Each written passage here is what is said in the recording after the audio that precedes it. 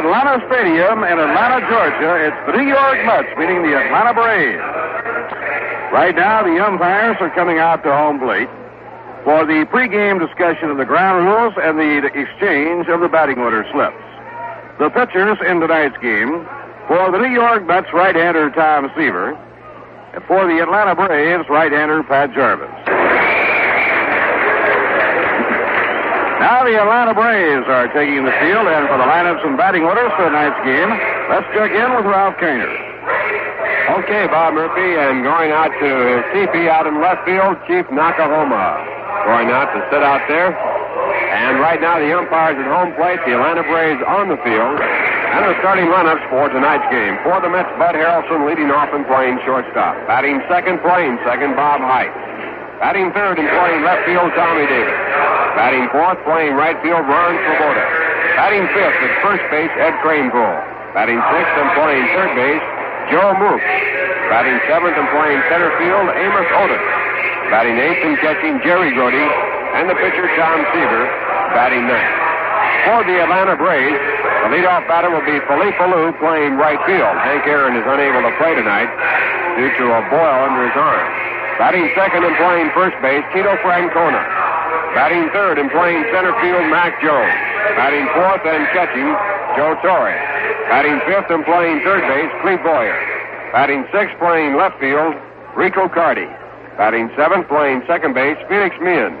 Batting eighth and playing shortstop, Woody Woodward. And the pitcher, Pat Jarvis, batting ninth. The Mets and the Braves have faced each other 16 times this year. The Mets have won 9 games, the Braves have won 7, and here in Atlanta Stadium, the Braves have won 5 of the 7 games played. This game and tomorrow will conclude the series. Tomorrow the Mets are going with Danny Frisella, and pitching for the Braves tomorrow will be Phil Niekro. Now Bud Harrelson is stepping in the batter's box. This game about to get underway, and right now for the play-by-play, Bob Murphy. Bud Harrelson leading off against Pat Jarvis.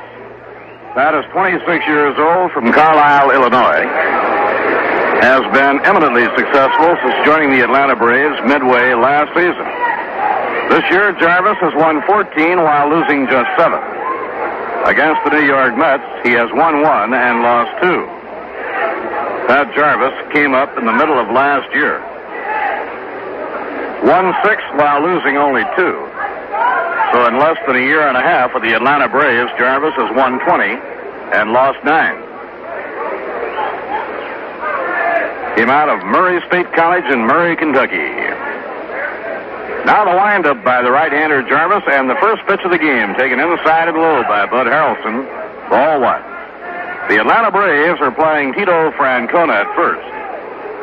Felix Meehan at second. Woody Woodward at short. Cleve Boyer is in close at third against Bud Harrelson. Rico Cardi playing toward the left field line against Bud. Mac Jones in center. And a bouncer foul hit down the third base line.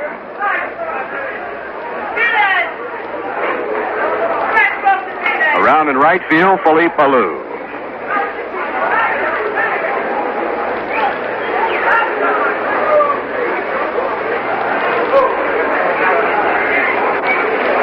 One ball, 1 strike on Bud Harrelson. Joe Torre behind the plate. This is the middle game of the 3-game series. Tomorrow night, the last game of the year between the Mets and the Braves. The Mets do not play on Friday. They'll be traveling to Houston. They play the Astros Saturday night and Sunday afternoon. Return to home to New York following the Sunday game, and open their final homestand of the year against the Dodgers Monday night at Shea Stadium. The 1-1 delivery by Pat Jarvis, a grounder hit on the right side of the diamond. Big hop for Felix Meehan. He pegs to Francona, 1 down.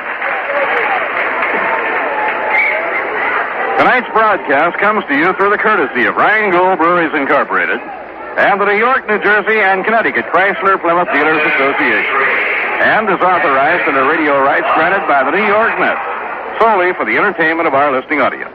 Any publication, reproduction, or other use of the descriptions and accounts of this game without the express written consent of the New York Mets is prohibited. Now Bob Heiss swings on the first pitch. Ground ball hit down to third, taken by Cleve Boyer, and the play across the diamond in time for the out. 2 men away.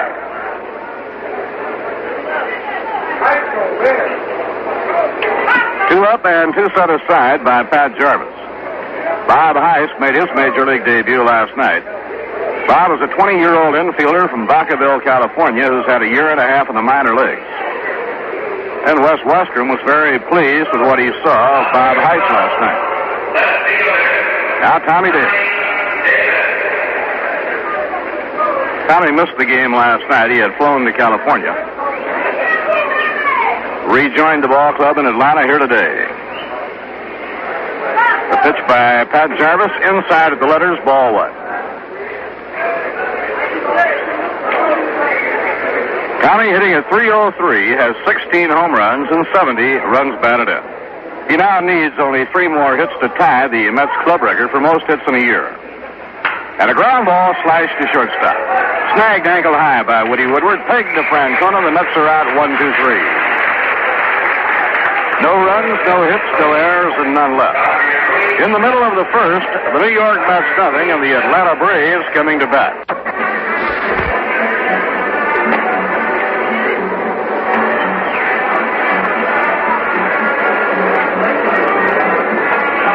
One game in the major leagues this afternoon, and the Boston Red Sox took undisputed possession of first place, at least temporarily, by defeating Kansas City 4-2.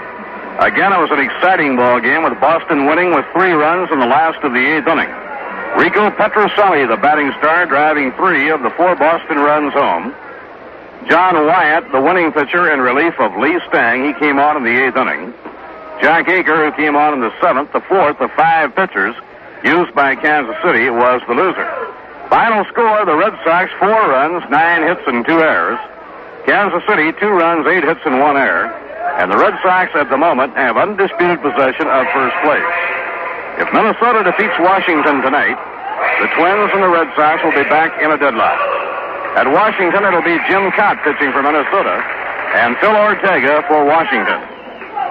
Cleveland plays at Chicago, and the Indians jolted the White Sox last night by winning a doubleheader to knock Chicago 3 games off the pace. The Yankees playing in the stadium against the California Angels. It'll be Ricky Clark against Belmont Duquette. Now Philippe Malou is the leadoff batter against Tom Seaver. And a fly ball hit in the air to center field. Out goes Heist, the second baseman, and Bob makes the catch in very shallow center field.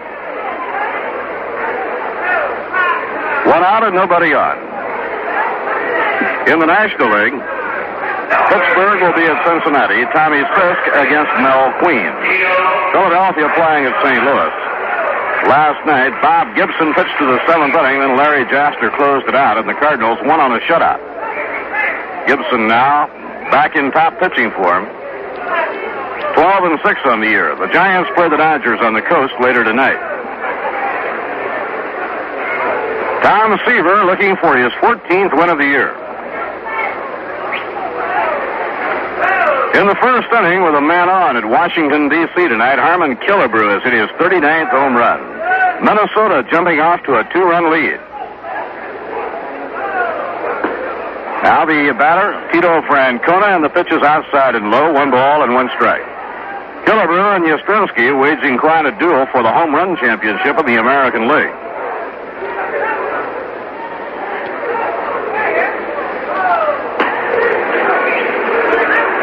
One ball, 2 strikes.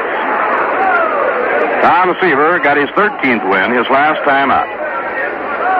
He tied a Mets club record for most victories in a season by a Mets pitcher. He is hoping to break the record here tonight. Now the 1-2 pitch. And a grounder hit down the first base line to Eddie Kranepool. Eddie waves Seaver off, makes the play himself, 2 men down. So 2 up and 2 set aside by Tom Seaver. By the way, Tom has beaten the Atlanta Braves 3 times this year against 1 loss. Now the center fielder, Mac Jones. Mac hitting .256. Has 16 home runs and 48 runs batted in.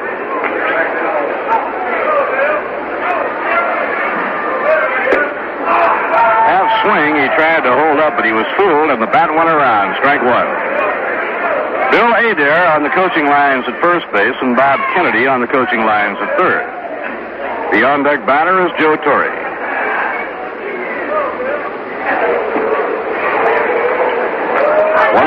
one strike. Mets really have a youthful infield facing Atlanta tonight. Eddie Kranepool, a grand old man of 23, playing first. Bob Heiss is 22 years old. He's playing second.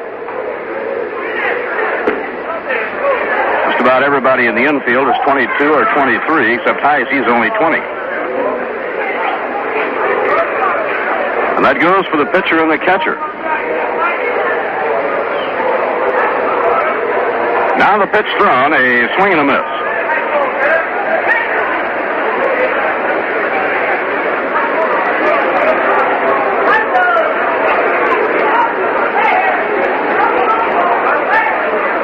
Grand old man on the field tonight is Tommy Davis. He's all of 28. The 2-2 delivery is inside at the knees. So Tom Seaver with a full count of 3-2.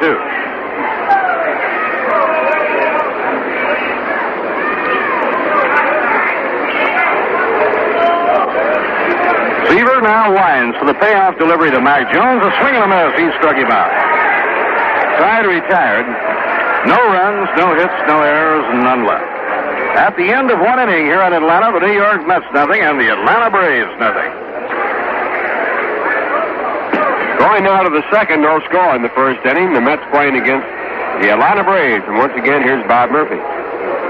We kind of advanced the age on Eddie Kranepool, Ralph. After I said he was 23, I started double checking. And then because I remembered his birthday is in November, he won't be 23 until November. Ron Swoboda will lead off against Pat Jarvis in the top of the second. Ron is 23.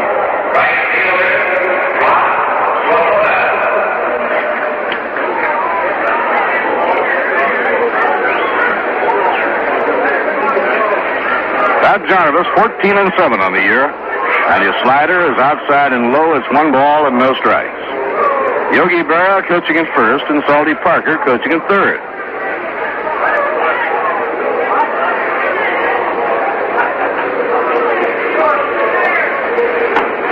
Outside and high, Ron lays off. Ron drove in all 3 of the runs scored by the Mets last night. He had a 2-run homer. Ball that was well hit to deep left center for Ron, his 12th homer of the year. Outside and low, and Jarvis is behind him now, 3-0. Ron now is number 2 on the ball club in RBIs with 47.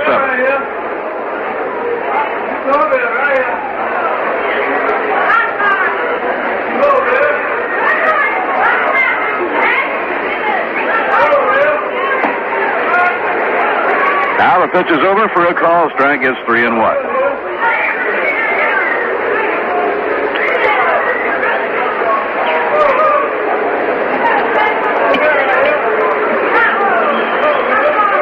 One delivery by Pat Jarvis. A swing and a miss on a breaking ball. It's 3-2. Nobody on, nobody out. We're in the top of the second. There is no score in the middle game of the 3-game series. Pat Jarvis from Carlisle, Illinois, takes his sign from Joe Torre and pitches 3-2. A swing and a miss. He struck him out. He came from behind. He trailed 3-0 on the count. Breaking down the ages on this young Mets ball club on the field here tonight. Amos Otis in center field and Bob Heiss at second are both 20 years old. The pitcher, Tom Seaver, is 22 and Ed Kranepool is 22. Joe Mook at third is 23. Bud Harrelson at short is 23. And Ron Swoboda is 23. Jerry Grote is 24. The oldest man on the field for New York tonight is Tommy Davis. He's 28. Now Eddie Kranepool takes the pitch on the inside corner for a call strike. Eddie given a few days off to try and help him. He had been in a batting slump. Eddie hitting .264. Ground ball hammered on the right side to Felix Millan, the second baseman, and he pegs the ball to Francona, 2 men down.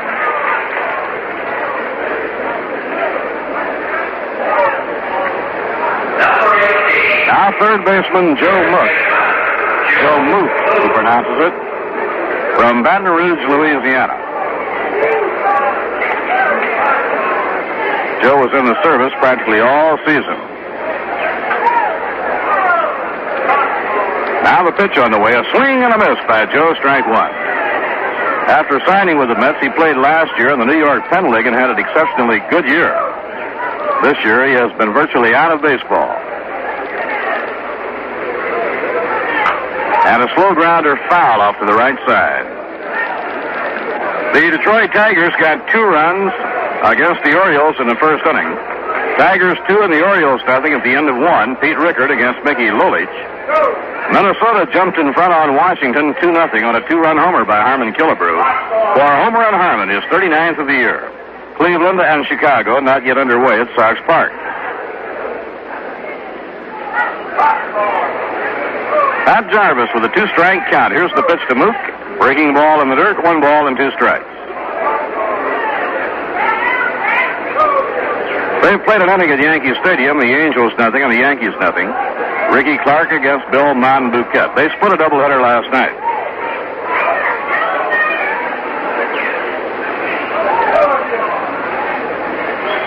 Mook, a left-hand hitter, straddling the plate, cocks the bat off the shoulder and whacks it foul. Back upstairs, no play.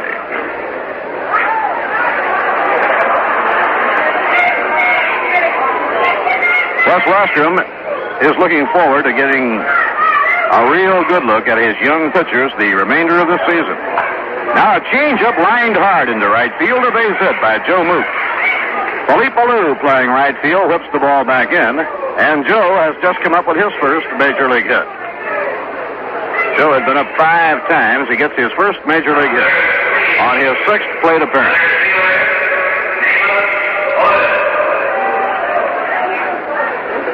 Now the batter is 20-year-old Amos Otis, the center fielder.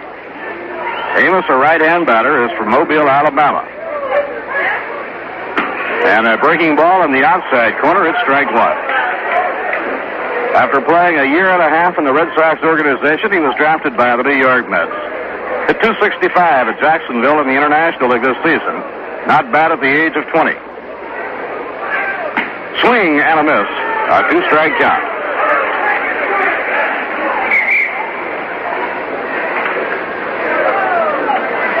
Wes Westrom is planning to get his first look at Les Rohr. The Mets play the Dodgers. Just off the outside corner, 1 ball and 2 strikes.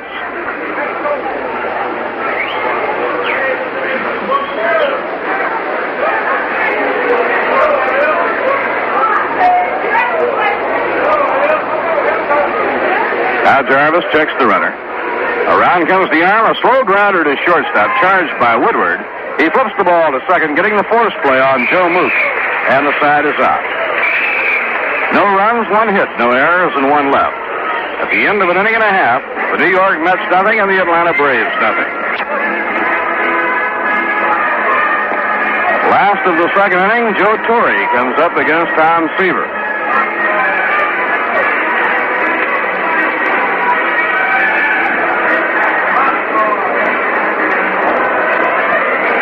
Tom Seaver has an earned run average of 2.9, less than 3 earned runs per 9 innings. In 218 innings, he's given up 203 hits. Tom Seaver and Jack Fisher have been the workhorses of the pitching staff. They have pitched just about the same number of innings this year. Seaver has the best ERA among the starters.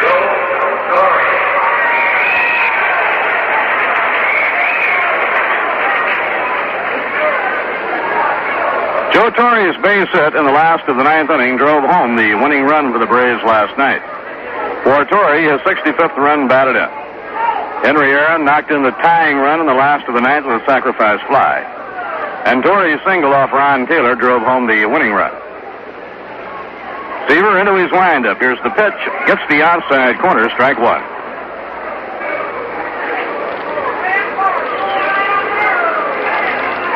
Clete Boyer, the on-deck batter, and then Rico Carty. Had the Braves been able to win it all on the road this year, they would be fighting for the pennant. They have had a marvelous record at home and a horrible record on the road. Breaking ball, low and outside, 1 ball and 1 strike. Here in Atlanta, the Braves have won 47 games while losing only 23. But playing away from Atlanta in their road games, the Braves have won only 26 and lost 48. And a ground ball hit down to Eddie Kranepool. He waves Seaver off, goes to the bag, takes the play unassisted. It's amazing but true, only 1 ball club in the major leagues this year playing over 500 ball on the road. That's the St. Louis Cardinals. They are playing well over 500. That's why they're breezing toward the National League pennant.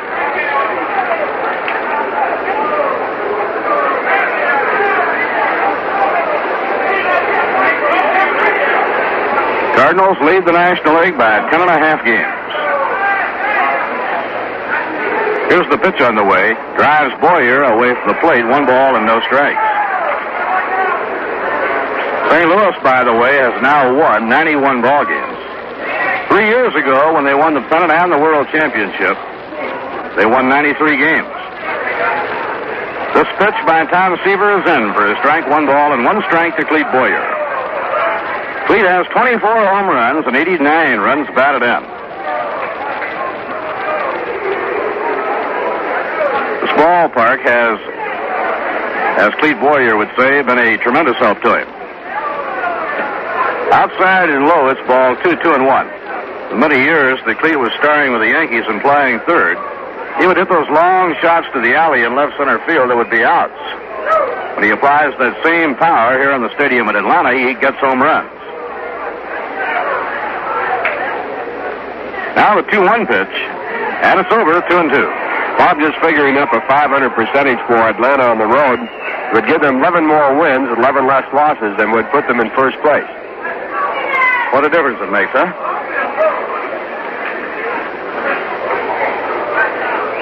Pitching 2-2. Breaking ball outside and low, it's 3-2. Of course, this game of baseball is made up of ifs.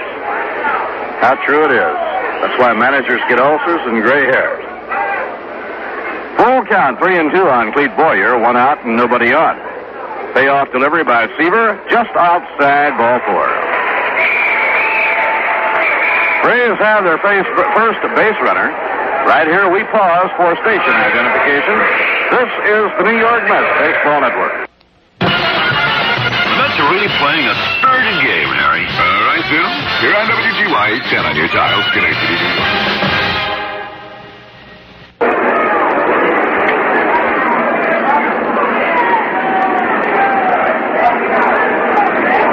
Bob Murphy with Ralph Kainer and Lindsey Nelson were in the last of the second in Atlanta. No score, and the hitter for the Braves is Rico Carty. 1 out and 1 on. Boyer on first with a 1. Carty hitting .263, has 15 home runs, 62 runs batted in. Swing and a miss on a breaking ball, strike 1. Braves had hoped to do considerably better this year than they have. They were a very optimistic baseball team when they broke their spring camp, for they had finished in a real hurry last year, and over the last 2 months of the season, they had been playing the best ball in the major leagues. So they opened the year with high hopes, and now as a result of not doing as well as they had hoped, a lot of uneasiness. Outside and low, it's 1 ball and 1 strike.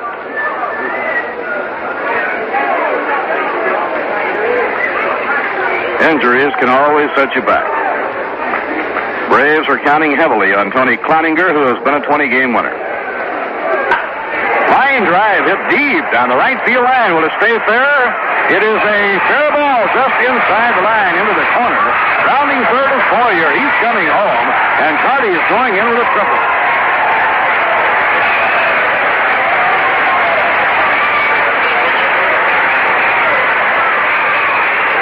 Rico Carty, a right-hand power hitter that you play around the left in the outfield, hit one hard and right down the right field line. It was fair by inches. Went into the corner, a 3-base hit. Boyer comes all the way around to score, and the Braves lead 1-0. for Carty, his 63rd run batted in. That ball might have been right on the line, Ralph. It was really close. Certainly was close. And in this ballpark, even though it's a new park, the lights are not too good.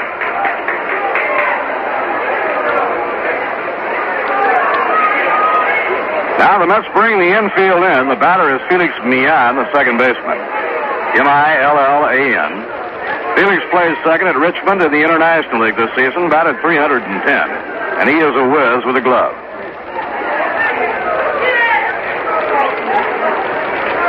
Seaver using the full windup. The pitch to Millan. He is just under the knees. 1 ball and no strikes.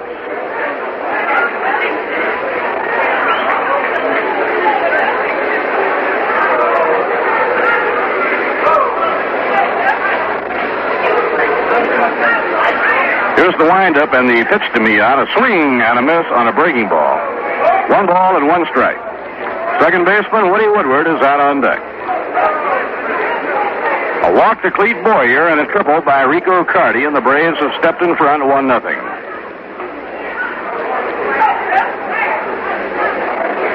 Seaver's 1-1 delivery. Check swing grounder down to first. Kranepool holds the runner and makes the play at first base. Now we have 2 men away. Millan didn't mean to hit it. He was defending himself and bailing out. But as he fell away from the plate, the ball struck the barrel of the bat, went right down the first base line to Eddie Kranepool. Rico Carty holding a third. Now the infield drops back with 2 men down. The hitter stepping in is right-hand batting Woody Woodward. Let's have the defense straight away against Woody Woodward. Joe Moot playing even with the bag, wide of the line at third. And a pitch that's over, strike 1 called.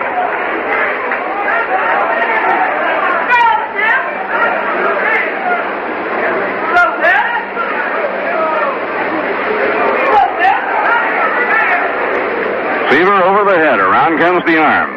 And a slider on the outside corner, strike 2 to Woody Woodward.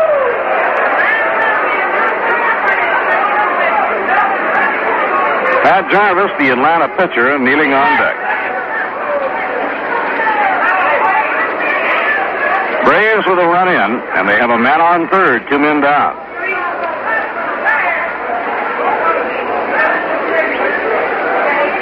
Here's Seaver's 2-strike delivery.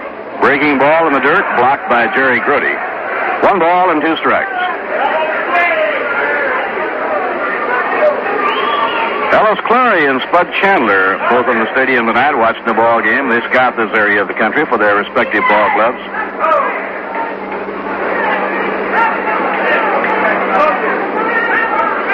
Pitching 1 and 2. Inside, belt high, and it's 2-2.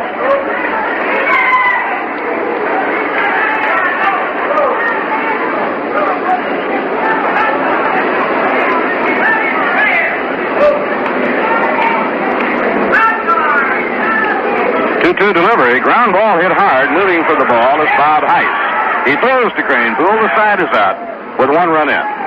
Heiss moving to his right. And he seems to have sure hands at second base. 1 run, 1 hit, no errors, 1 left.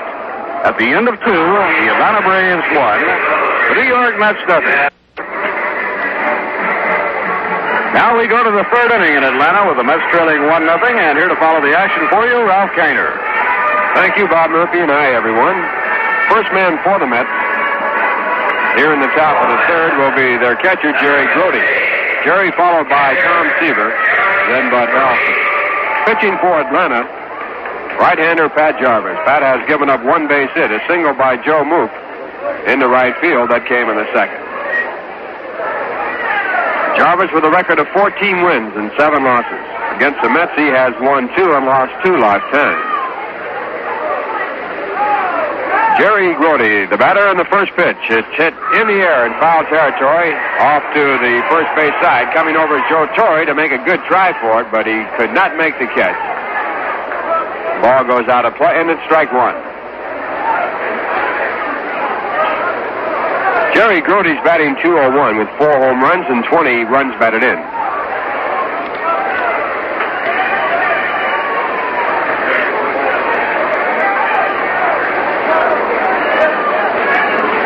One strike count. Grote stands fairly deep in the batter's box. Wait for Jarvis to get the signs from Joe Torre. Now the signs are out and the pitch is in. And the ball is taken through, and it's strike two. Braves are using Tito Francona at first base, Felix Meehan at second base, and Woody Woodward at shortstop, along with Clay Boyer at third. Hank Aaron is not playing tonight. He has a boil under his arm. Two-strike delivery to Grote is up high and inside. It's ball one. In the outfield, Rico Carty in left field, Mac Jones in center field, and Felipe Alou in right field.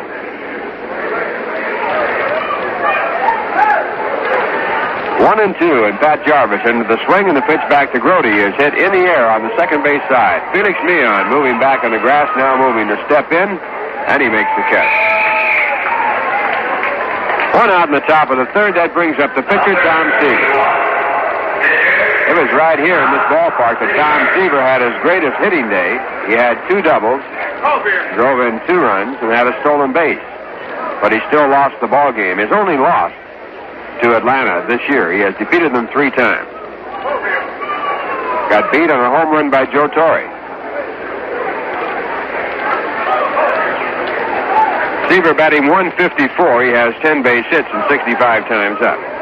And the first pitch is over the outside corner, about knee high. It's strike one. Braves are leading 1-0 on a walk and a triple by Rico Carty. Both sides with 1 base hit. Now Jarvis back, and the pitch is fouled off to the right side. A check swing foul ball. The count strike 2.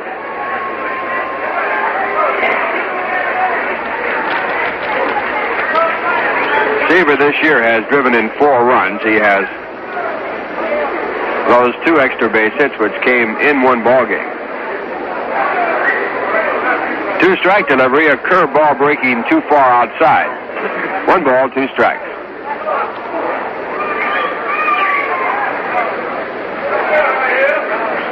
Tom, the only right-handed pitcher for the Mets to win 13 ball games in the season. Al Jackson, as a left-hander, won 13. Here's a 1-2 pitch, and it's outside. Again, a breaking ball, 2 balls, 2 strikes. Tom Seaver's after one of Al Jackson's records. Al holds the strikeout record for strikeouts in 1 season. Tom is only 2 away from tying that this year. And this is his rookie year. Now the 2-2 pitch. Inside, and Seaver has to jump away. 3 balls, 2 strikes. Tom quickly gets back in the batter's box, steps in there, ready to go.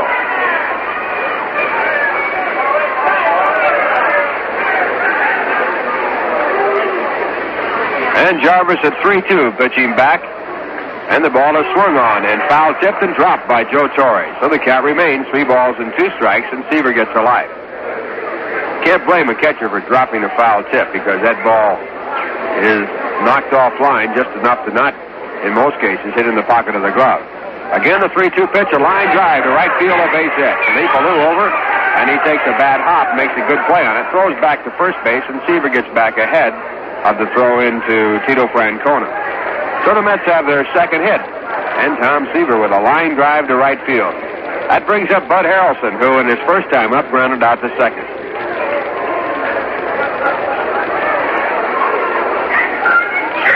Seaver gets a jacket. It's a cool evening here in Atlanta, at least for Atlanta. Temperature game time was 66 degrees. Beautiful day today, no humidity. Temperature in the high 70s. Have a breeze blowing in from right field. Shouldn't affect the ballpark too much because this is an enclosed stadium. Line drive to center in the first pitch, a base hit for Bud Harrelson. Seaver goes to second base, trips, falls, gets his balance. The throw in the third base is not in time. A belly slide now going down to second base, and sliding in safely there is Bud Harrelson. Tom Seaver tripped routing around second base, almost fell down, got his balance, then got going again, and then made a belly slide into third. The throw from Mac Jones was offline. And Clay Boyer took the throw and fired on down to second base to Felix Meehan, but the throw was too late there, and Bud Harrelson got in at second. So the Mets have the tying run at third base, a go-ahead run at first base, with 1 man out here in the top of the third, and the batter coming up, the second baseman, Bob Heiss. Good hustling by Tom Seaver. Time is called as he is given time to walk around away from the bat. Bob High stepping up, grounded out to third on his first pitch in this ball game. Batting at 200. He's been at bat 5 times with 1 base hit in the major leagues.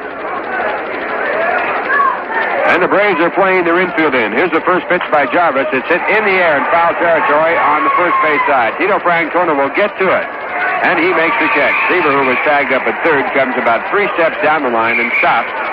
And the Atlanta Braves have their second out, and the Mets have Tommy Davis coming up.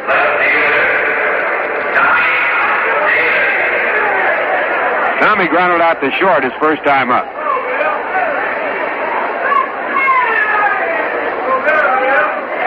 One nothing ball game, and the Mets with runners at second and third, trying to get back in it.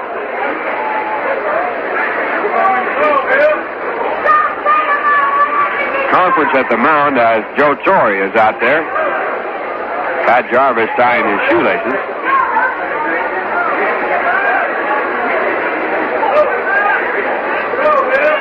Billy Hitchcock, the manager of the Atlanta Braves, out on the mound, evidently talking over whether or not they want to pitch to Tommy Davis here or work on the next batter, Ron Swoboda. Now Billy Hitchcock comes back to the dugout. Joe Torre comes back to the plate, and time is put back in.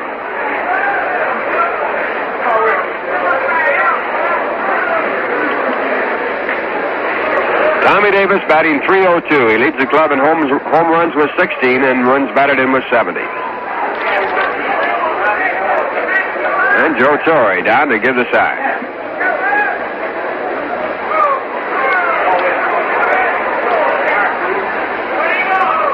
The signs are out and the pitch comes in. And the pitch is called ball 1. Pitch up above the letters, and it's a 1-ball, no strike count.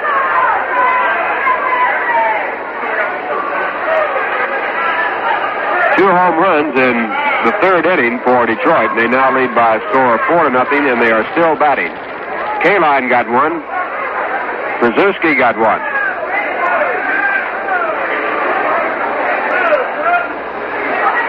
Now the windup and the 1-0 pitch. Breaking ball that's outside. A slider missing. It's ball 2. 2 balls, no strikes. Tom Seaver is at third base. He singled and was moved to third on a base hit by Bud Harrelson, who moved down to second on the throw to third. Pitch back to Tommy Davis, a high inside fastball. He goes for it. It's strike 1. Tommy with a hard swing going for a pitch that was out of the strike zone. Right here, the RBI is the important thing.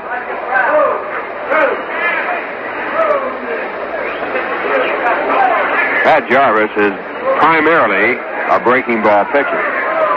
He gets the signs and the 2-1 pitch as Seaver bluffs up the line. Again, the fastball. Again, Tommy goes for it outside of the strike zone. It's strike 2. High fastball. 2 balls, 2 strikes.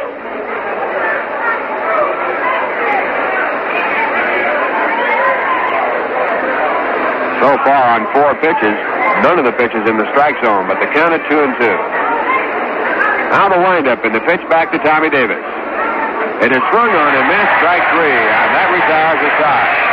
Second strikeout for Pat Jarvis, and a big one as he leaves 2 men on. No runs, 2 hits, no errors, runners left at second and third. And the score at the end of 2.5 innings, Atlanta 1, the Mets nothing.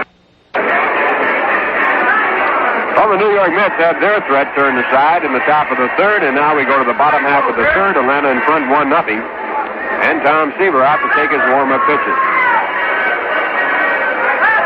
Mets have left 3 base runners on. They lead in base hits with 3-1. But Atlanta on a walk and a triple by Rico Carty, holding a 1-0 lead. Now here in the bottom half of the third, the first batter will be Pat Jarvis, the pitcher, followed by Felipe Alou and Tito Francona. So far this year, the Mets and the Braves have played 16 ball games. The Mets have won 9 while losing 7, and right here in 7 games in Atlanta Stadium, the Mets have won only 2 while losing 5. So the Mets won the series in New York 7-2 against Atlanta. And as Bob Murphy pointed out earlier, Atlanta with a very poor record on the road. They won only 26 and lost 48 on the road compared to 47 wins and 23 losses at home. Can't really point out the ballpark too much because this park is about a normal ballpark. 330 down the line, 402 in center field, 385 in left field and right center field. Now Pat Jarvis steps up, a right-hand batter against Tom Seaver. Pat is batting at 195, 6 hits and 63 times up. And Seaver with the first pitch. It is a slider outside, ball one. Tom has walked one batter. It cost him a run. He has struck out one. And the right-hander back, and the pitch is in. A fastball through, 1 ball, 1 strike.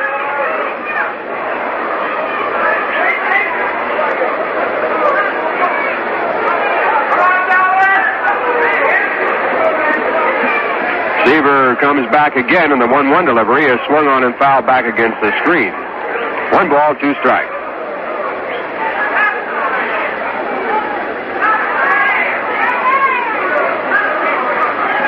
A lot of room between home plate and the dugouts, about 120 feet on each side. 1-2 pitch is grounded foul. So the count remains in 1 ball and 2 strikes. This ballpark is a lot like the St. Louis ballpark, with the exception of the fact that they don't have the movable seats like they do in Shea Stadium and St. Louis. So there's a lot of room from the playing field to the stands. Ground ball hit down to third. Taken there by Joe Mook. His throw to first base is in plenty of time. And the Mets have their first out in the third. That'll bring up the leadoff batter, Philippe Alou, who popped up to second base his first time up.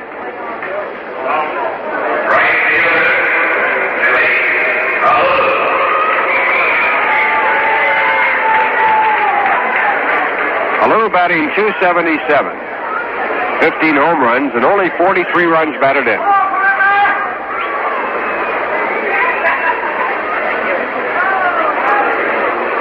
Last year, Philippe had a fine record. He was second to his brother, Matty Alou, in batting in the National League race. First pitch is taken low, and it's ball 1. Had a rather unusual record in home runs last year. He hit 31 home runs.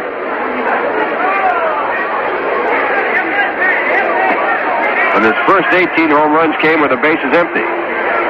Next pitch is a strike, and it's 1 ball, 1 strike. Drove in 74 runs.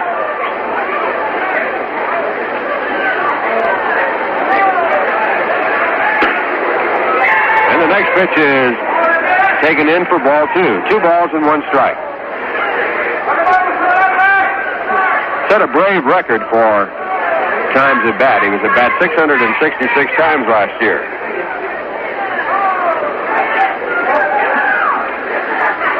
This year he's been at bat 558 times.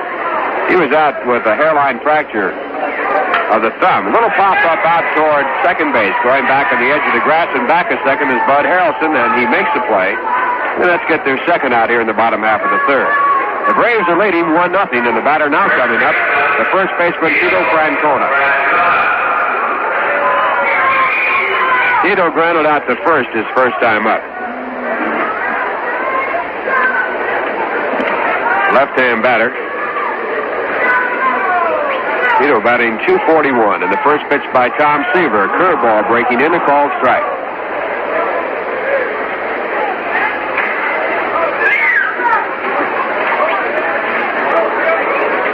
And young Tom Seaver back at 1 strike, and the pitch is grounded foul. Ball bouncing down in the dirt and then off the front leg of Tito Francona.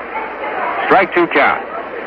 Bob Engel, the home plate umpire, checks out the ball and then keeps it in play. Tom Gorman's at first base, Frank Desolem, the umpire, at second base, and Paul Pryor at third.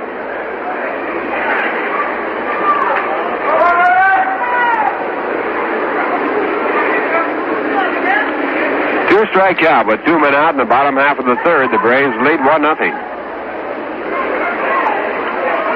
And Seaver back again, and the pitch is low. 1-2. Tom taking something off of a breaking ball, a changed curve that time.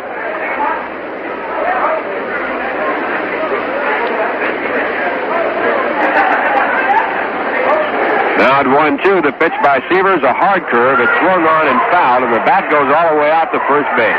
Tito Francona fooled so badly he had to let go of the bat, and it sailed all the way out to first base. It's now being tossed back in by Ed Kranepool, and Francona has to get out of the way or it would have hit him.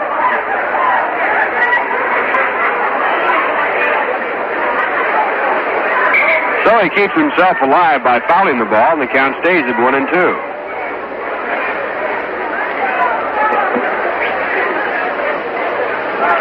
Seaver winds, he comes back again, and this time he throws a fastball through it, strike 3, and Tom Seaver with his second strikeout of the ball game retires the side in order. And the score at the end of 3, Atlanta 1, the Mets nothing. Bob, we're going to have to revise our statement about Dick Krasuski now that he's hit a home run this year. Earlier this spring, he ran into Lindsey Nelson's car in the parking lot at the airport in Tampa, and Lindsey said that was the hardest thing he's hit all year. That'd be about even. Top of the 4th, and Ron Swoboda starts off, and he looks at the first pitch by Pat Jarvis. It's called a strike. I'll bet the home run he hit tonight did not make the pitcher cry as much as it made Lindsey cry when he hit his fender. No doubt about that. 1 strike count on Ron Swoboda. Ron struck out his first time up. Right-hand batter, and the pitch back is fouled down in the dirt. The count at strike 2. Ron, the batting hero for the Mets in last night's game, which the Mets lost 4-3 when Atlanta scored 2 runs in the 9th inning. Ron drove in all 3 runs with a home run and a single. Got his 12th home run. He now is second on the club and runs batted in with 47. Batting at .279. He checks on the fastball. It's up too high. It's 1-2. Mets have no runs and 3 hits. Atlanta has 1 run and 1 hit. Pat Jarvis against Tom Seaver in a pitching duel. Pitch back to Swoboda. Here's a slider that is just outside. 2 balls, 2 strikes. It'll be Ron Swoboda, his roommate Ed Kranepool, and then Joe Mook against Jarvis here in the 4th inning. Now the right-hander at 2-2, and the pitch is fouled off over the top of the dugout, out of play. Ball bouncing off the hands of one fan and into the hands of another. 2 balls, 2 strikes.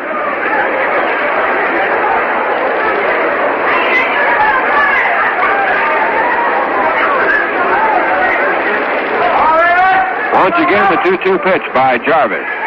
And a drive into right center field. Go for extra bases. Going to first base is Swoboda. The ball bounces against the screen in right center field. Ron goes to second base as the ball comes on in and holds there. So another line drive, base hit by Ron Swoboda. A 2-base hit this time. It's his 14th this year, and the Mets have the time run at second base with no one out. And the batter coming up is Ed Kranepool.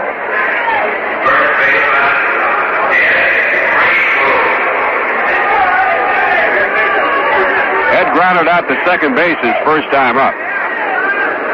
Back in the lineup once again, and Ed's average at .264. When Ron Swoboda took over second place in the RBI race on the Mets, he beat out Ed Kranepool. And the first pitch to Ed is popped up. A lazy pop-up back of the mound coming over is Cleve Boyer to make the catch. And Swoboda stays at second. Kranepool was hit right on the fist with the first pitch, and it was just a lazy little pop-up back of second. So he doesn't get the run over to third base. And that brings up Joe Mook, the third baseman.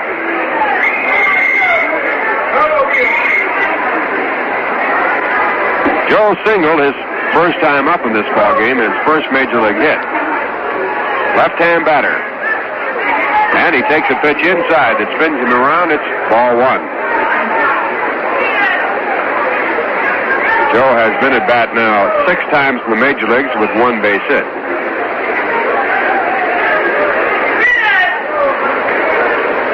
And Pat Jarvis back again. And a breaking ball is swung on. 1 ball, 1 strike. Mets are trailing 1-0. They have a runner at second base with 1 man out here in the top of the 4th.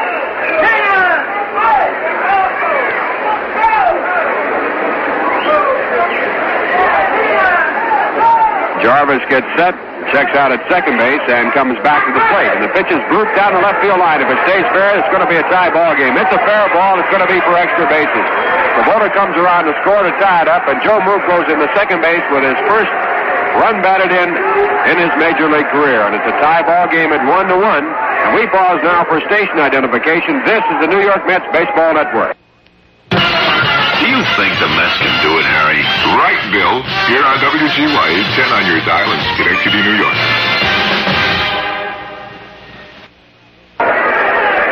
It's a 1-1 ball game with one man out here in the top of the fourth. And the batter for the Mets is Amos Otis. On at second base is Joe Mook. And the first pitch by Pat Jarvis is swung on. It's strike one. Otis hit into a force play his first time up in this game. Mets now have 5 base hits to go with their 1 run. The Atlanta Braves have 1 run on 1 base hit. A triple by Rico Carty that drove in. Cleve Boyer. Now breaking ball. It's too low, and it's 1 ball and 1 strike. Boyer had walked to get on base with 1 man out in the second when Atlanta got their run.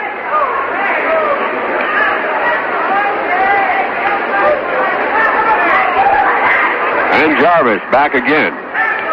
And a roll pop up into right center field. Coming over is Mac Jones to get to the ball. He makes the catch, and Joe Mook, who was down the line, goes back to second. 2 men away here in the top of the fourth, and the batter coming up for the Mets, the catcher, Jerry Grody. Jerry popped up to second base his first time up.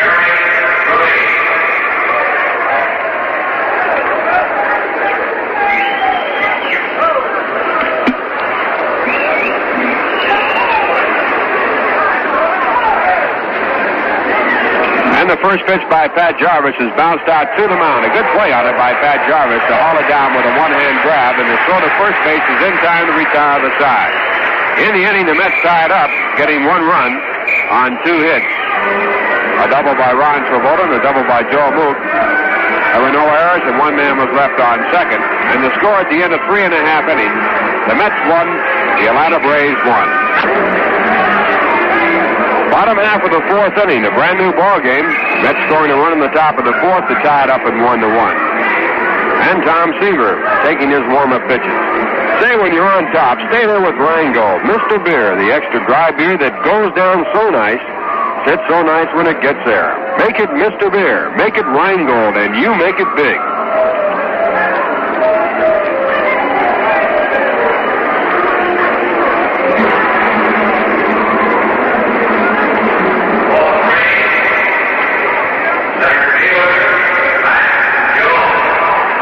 Mac Jones struck out on a 3-2 fastball his first time up.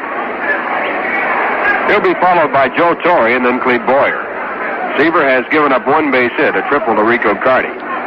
And the first pitch is a fastball. It's fouled off, strike 1. Tom has struck out 2, and he has walked 1. And he is 1 strikeout away from tying the club record in strikeouts. Record held by Al Jackson.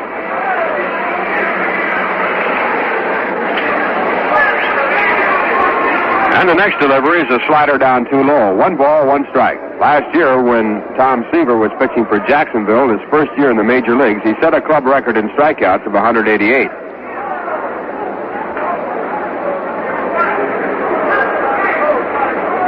Now the next pitch, a curveball grounded out toward the first base coach, taken there by Bill Adair, and the count now 1-2.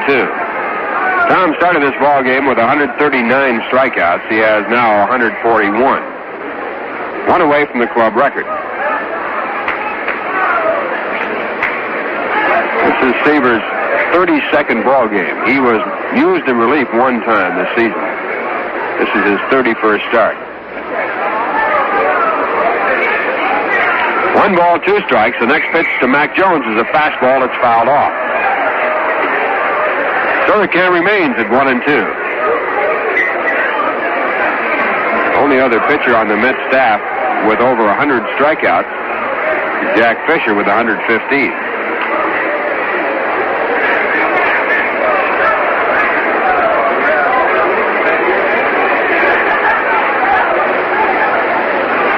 Seaver goes to the rosin bag, and now the signs go out. Jones, a left-hand batter. batting .255. The next pitch, a fastball line to center field, but right there is Amos Otis, and he comes in and makes a very loose catch. Amos looks like a good outfielder. He has a good arm, and he also has good speed. So the Mets get their first out in the bottom half of the fourth, and the batter now coming up is Joe Torre. Joe hit a ground ball down the first base his first time up off a low outside fastball. Joe batting .287. 20 home runs, 65 runs batted in. And a slider in the first pitch, misses too low, and it's ball one. 1-1 ball game. The Mets have 1 run and 5 hits. Atlanta has 1 run and 1 base hit. Seaver back and a ground ball hit off the hands down to third. Joe Moore comes over to make the play. Almost throws the ball away at first base. Kranepool shifts off into the home plate side of the first base bag. Stays on the bag and makes the play. 2 men out. That brings up Cleve Boyer, who has scored the 1 run for Atlanta. He walked and was tripled in the second. Boyer batting .251 with 24 home runs and 89 runs batted in. Last night, Hank Aaron, who is not playing tonight because of a boil under his arm, drove in his 100th run of the season. He has driven in over 100 runs for 9 years, not consecutive years, though. First pitch to Cleve is taken for a strike.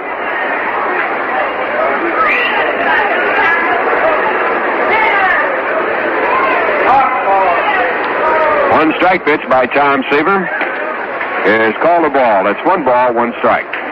1-1 ball game. 2 men out, bottom half of the fourth.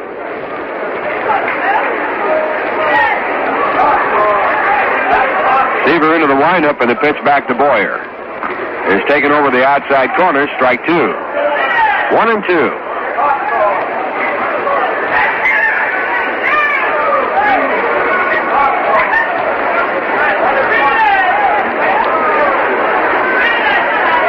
Now Tom back at 1-2, and a curveball bounces in the dirt.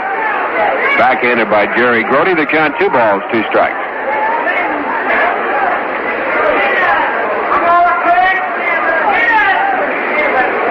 Only 2 balls have been hit hard off Tom Seaver, and both came off fastballs. There's a 2-2 pitch. There's a slider that misses outside. So the count full at 3-2. Boyer walked his first time up on the 3-2 pitch. On deck batter is Rico Carty. Now the pitch. Fastball swung on and missed, and Tom Seaver picks up his 3rd strikeout and ties the Met record for strikeouts in one season, and also retires the side. It's a 1-2-3 inning for Tom, and the score at the end of 4. The Mets won, Atlanta won.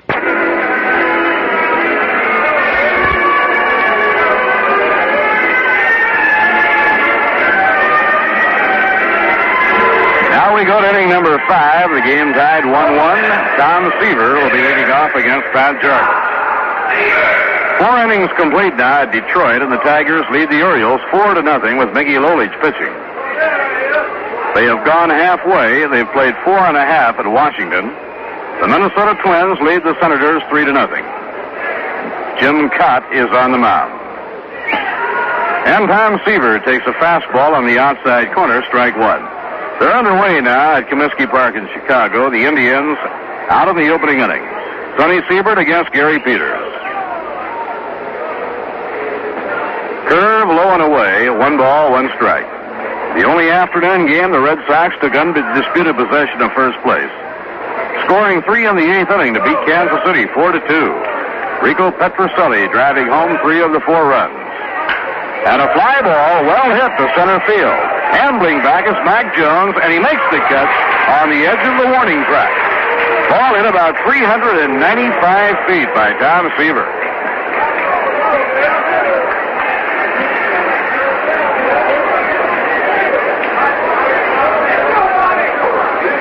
Tom had hit a hard single to right field his first time up, and he had a lot of wood on that one. Now the leadoff batter, shortstop Bud Harrelson. Bud has 1 hit and 2 times up. He singled to right center in the 3rd inning.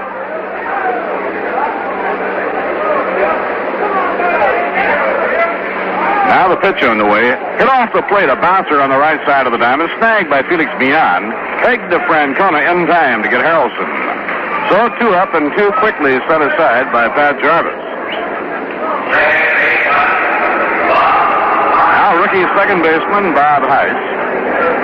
Bob has bounced to third and fouled out to first.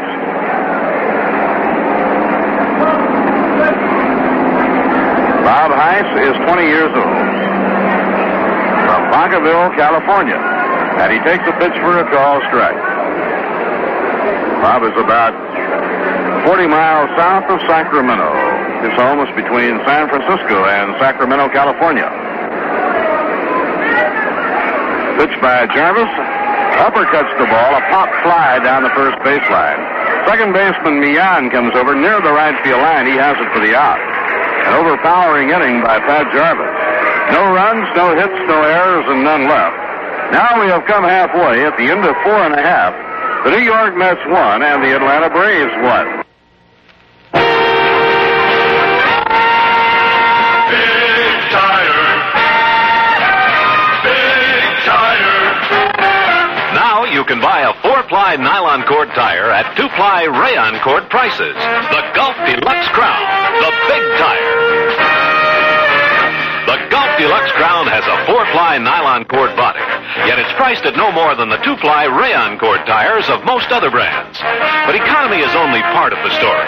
The Gulf Deluxe Crown is a rugged, tough tire for your car that provides safety, performance, and mileage. The actual cost per mile for this great tire is extremely low. So if you're in the market for a great tire value, start with a great tire. The Gulf Deluxe Crown. It's at your Gulf dealer, the tire center in your neighborhood, where your driving takes a turn for the best. Big Tire.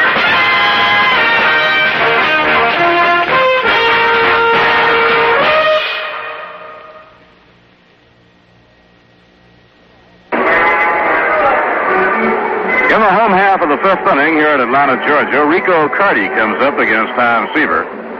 Carty, a right-hand pull hitter, hit a long drive down the right field line. A 3-base hit driving home Clete Boyer with Atlanta's run in the 2nd inning. It was Carty's 63rd RBI of the year. So the Braves will have Rico Carty, Felix Millan, and Woody Woodward batting against Tom Seaver in the last half of the 5th inning.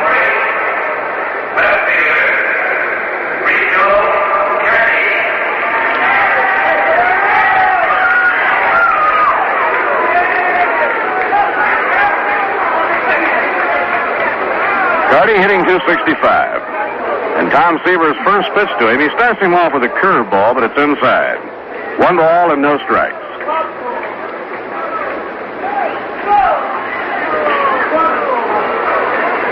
Carty has good power, and the Mets play him exceptionally deep. And a grounder strokes to shortstop.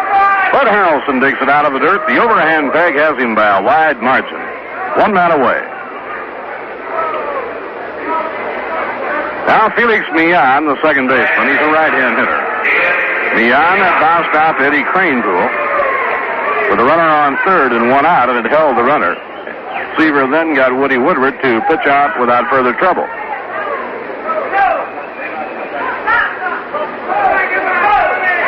Millan bends from the waist, chokes up slightly on the handle of the bat, and fouls it back against the screen, strike 1. He has been with the Braves the last 2 years for brief periods. Still a young ball player, and he put together a big year with Richmond in the International League. And a changeup, a soft liner into left field, a base hit. Tommy Davis grabs it on the run, flips the ball back in, and Millan, timing his swing just right, took a nice, easy swing at a changeup and singled to left field.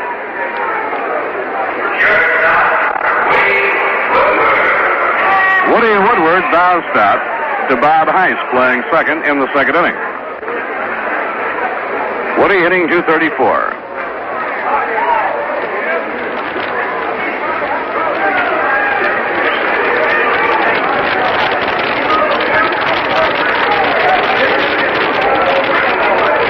He's around to bunt, doesn't offer, and the pitch is over, strike 1. Jerry Grote hustles out for a quick meeting with Tom Seaver. Now Woodward checks with Bob Kennedy, coaching at third base.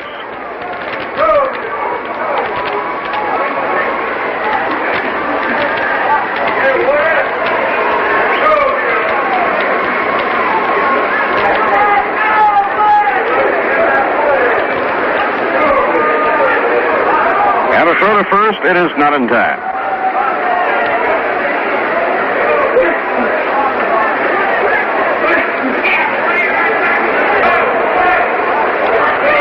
Now Seaver off the stretch, and a pitch out, nothing was on, 1 ball and 1 strike. Ellis Clary and Spud Chandler scouting the ball game here this evening, and they were both talking about Grote's great peg in the 8th inning last night when he threw out Henry Aaron. You rarely throw out Henry Aaron. They said it was one of the best throws they had ever seen. The runner goes, a bouncing ball to second. Ice has only 1 play, and that's to first base in time for the out. So the Braves, playing hit and run, get Meehan over to second as Woodward is thrown out.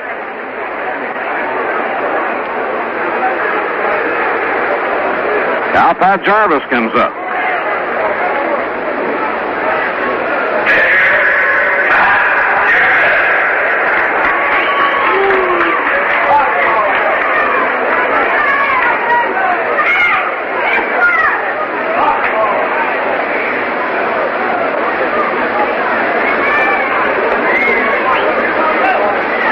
Game tied 1-1. Meehan is on second base, 2 men down, and the hitter is Jarvis. He bounced out to third baseman Joe Mook his first time up. Outside and low, it's ball 1. The right fielder, Felipe Alou, is the on-deck hitter.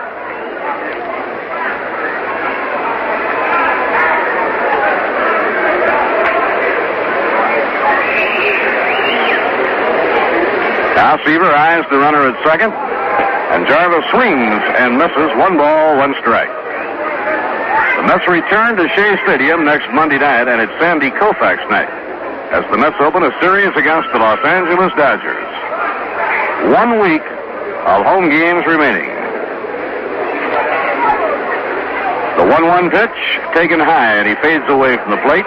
2 balls and a strike. The Dodgers and the Astros come to Shea Stadium for the final home week of the season. Monday night Dodger game is Sandy Koufax night, and tribute will be played to the former Dodger great. 1 doubleheader remains, and that'll be on Friday night, September 22nd, the rescheduled Banner Day. The 2-1 pitch, a foul ball hit back towards the screen and into the crowd. Beautiful catch by one of the grandstand outfielders.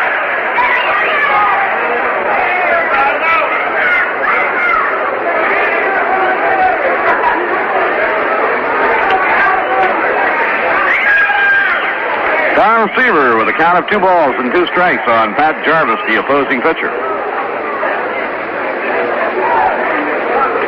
And the pitch. That's over. Strike 3 called, and that one breaks the record. That's the 4th strikeout for Tom Seaver. 143 for the year. That is a new Mets club record. No runs, 1 hit, no errors, and 1 left. 5 complete. The New York Mets, 1 run, 5 hits, and no errors. The Atlanta Braves, 1 run, 2 hits, no errors. Now the ground crew coming out to manicure the diamond. We were mentioning a moment ago that Banner Night would take place on September 22nd.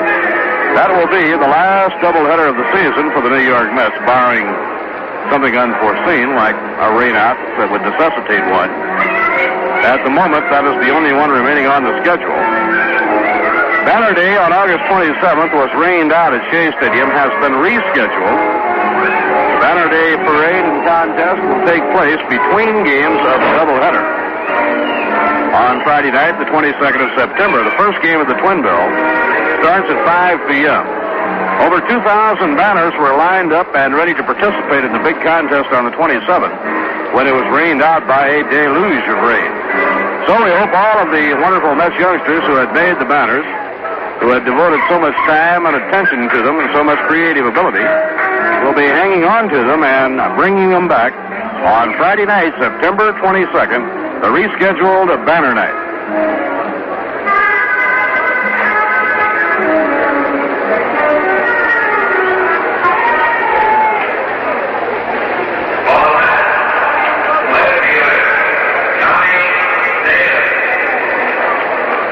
Sixth inning, and Tommy Davis is the hitter against Pat Jarvis. Tommy has bounced to short and been struck out, 0-2. Swing and a miss on a slider, strike one. Joe Mook has driven in the only run for New York, and Rico Carty tripled in Atlanta's only run. The one-strike pitch to Tommy Davis, a changeup, swung out and missed, strike two. Jarvis went to work on Tommy Davis in the third inning with 2 outs and 2 on. Runners at second and third, he struck Tommy out.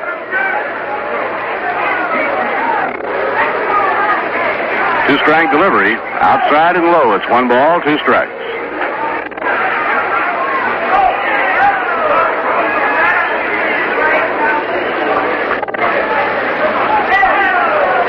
Yogi Berra coaching at first, Salty Parker coaching at third.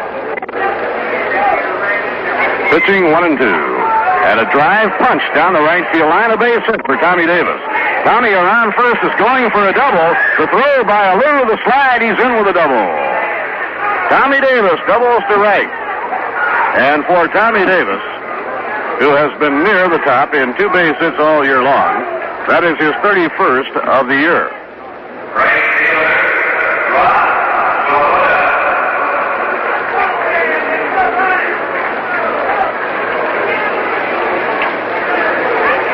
That's the third double the Mets have had in tonight's ball game. Now Ron Swoboda, who doubled a deep right center his last time up, is the batter. And he takes a fastball in the inside corner, strike one. Detroit got a run in the 5th inning. At the end of 5, Detroit 5, Baltimore nothing. Minnesota 3, Washington nothing after 5 1/2. Cleveland nothing, Chicago nothing at the end of 1. And a ground ball hit down to first. Francona up with it. Throws to Jarvis covering in time, and Tommy Davis moves over to third. California 2, the Yankees nothing after 4 1/2 at the stadium. The Red Sox on a 3-run 8th inning beat Kansas City 4-2 in an afternoon ball game.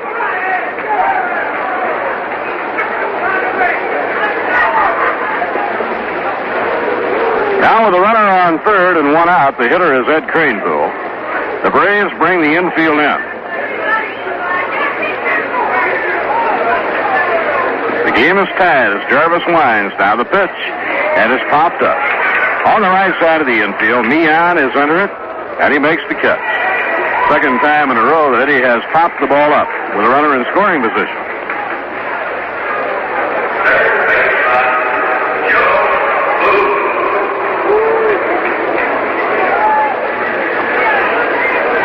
Now 23-year-old third baseman Joe Mook stepping in.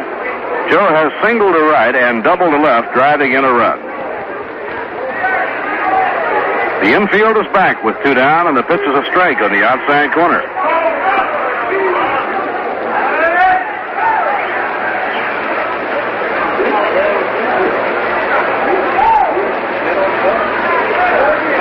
Here's the windup and the pitch on the way. A fly ball hit in the air to short left. Woodward, the shortstop, drifting back, and he takes it for the out. Side retired. Let's get a leadoff double, but they are unable to score against Pat Jarvis. No runs, 1 hit, no errors, 1 left. After 5 1/2 innings, the New York Mets won and the Atlanta Braves won. All right, Alpha Company and Charlie Company, stand by. Watch the line. You are on a Marine Corps base at an occasion called Field Day, watching 2 companies of Marines at tug of war. Recreation? Yes, but more than that. This is the building of men. The Eagle, Globe, and Anchor means air and land and sea.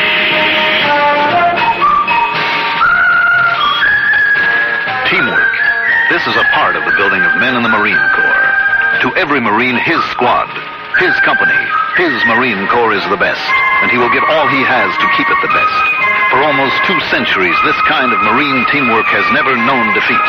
The Marine Corps builds men, body, mind, and spirit. Win the Eagle, Globe, and Anchor of a United States Marine.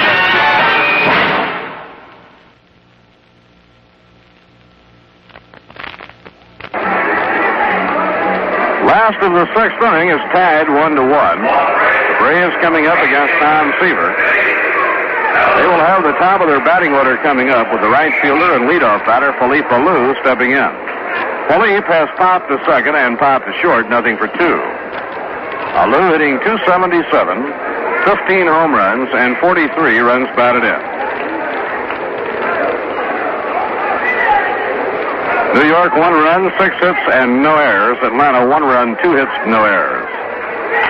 A towering pop-up on the left side of the infield.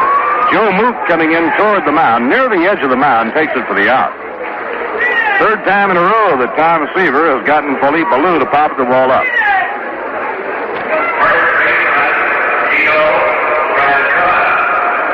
First baseman Tito Francona has bounced out to Cranepool and taken a call, third strike.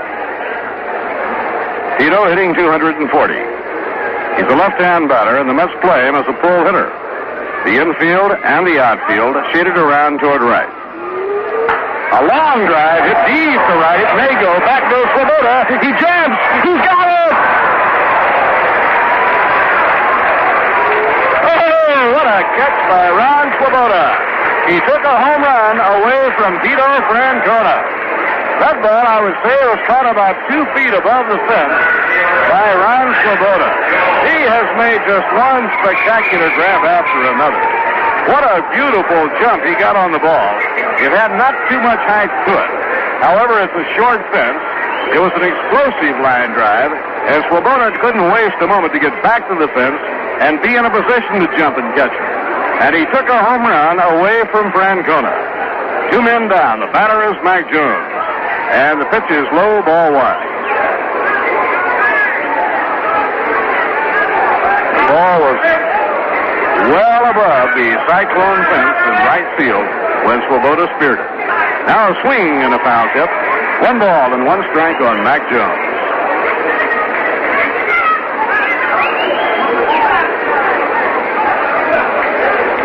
Jones with good power bats out of an overly closed fence. The Mets play him around to right. And he whacks it foul over toward the dugout. A long, long run for Brody and Mook, and they can't get to it. It's out of play. You can hold a track meet in foul territory in this stadium. From third base to the dugout and from first base to the dugout, a long run. Tom Seaver with a count of 1 ball and 2 strikes on Mac Jones. He made good contact his last time up. A line drive hit hard to center. That was caught by Amos Otis.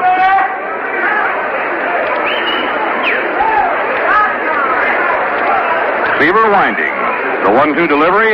Just got a piece of it. A foul ball. Heavy hitting Joe Torre waiting on deck.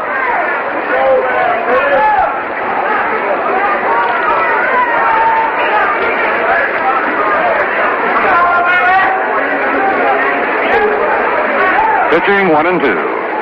He held up just in time. Jerry Grody thought they might have had him struck out. So it's 2 balls and 2 strikes on the number 3 hitter in the order, the center fielder, Mac Jones. Joe Mook playing wide of third base toward the hole, with Bud Harrelson shaded way over toward second. The 2-2 pitch. Hit hard but fouled on the right field line.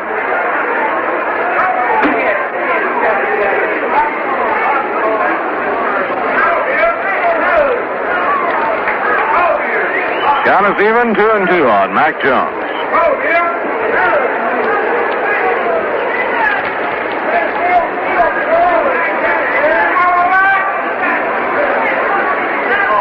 Now Seaver with his thing, the 2-2 pitch, and he uppercuts the ball in the air to left field toward the line. Harrelson going a long way to the line, and he takes it for the out. Buddy Harrelson using that speed to go over to the left field line to take it. No runs, no hits, no errors, and none left. So, at the end of 6 innings, the New York Mets won. The Atlanta Braves won. Lindsey Nelson will join you for the play-by-play in just a moment. Now, here's a word from Rangel.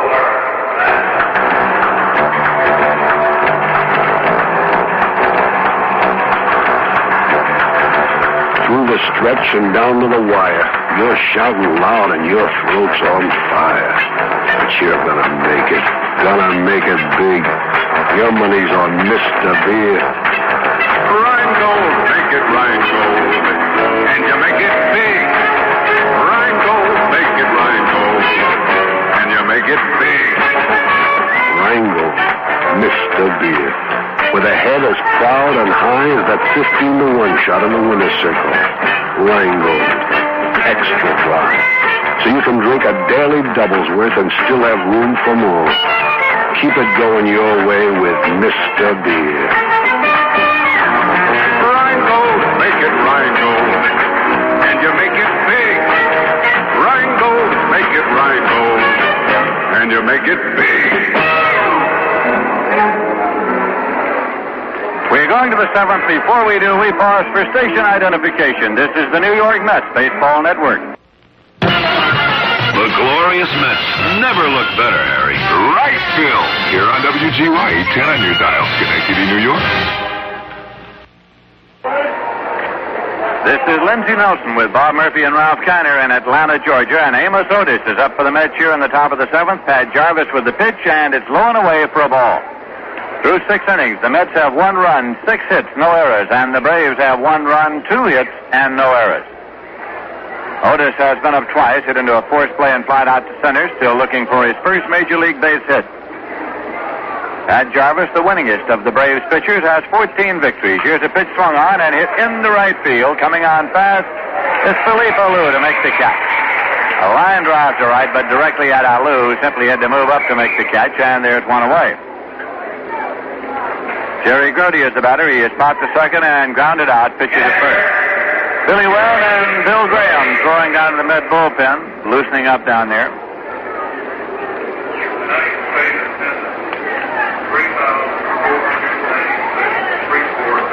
Here is the pitch to Grote, in for a strike.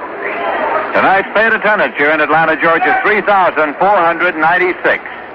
3,496 paid. Here's a swing and a miss. 2 strikes to Grote. Tom Seaver with a jacket on is kneeling on deck. The score is tied, 1-1.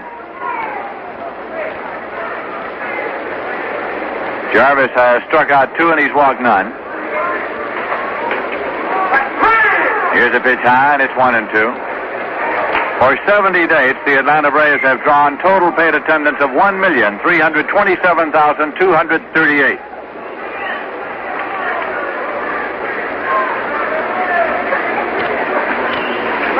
Here's a 1-2 pitch. Swung on and foul back out of play. The count holds at 1-2. Another comfortably cool evening here in Atlanta, Georgia.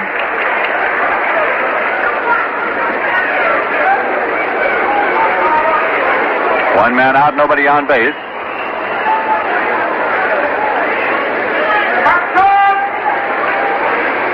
The pitch is low for a ball. So the count's even now at 2-2. Hank Aaron is not in the lineup for the Atlanta Braves tonight. He has a boil under his arm that is incapacitating. Here's a 2-2 pitch. Swung on and missed. That is the 3rd strikeout for Jarvis. And it brings up Tom Seaver, who has singled and flied out so far. Hank Aaron is here, and he is in uniform and would be available for pinch hitting duty.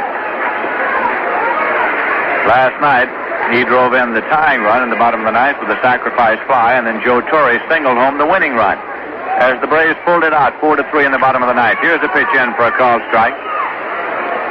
0-1 to Seaver.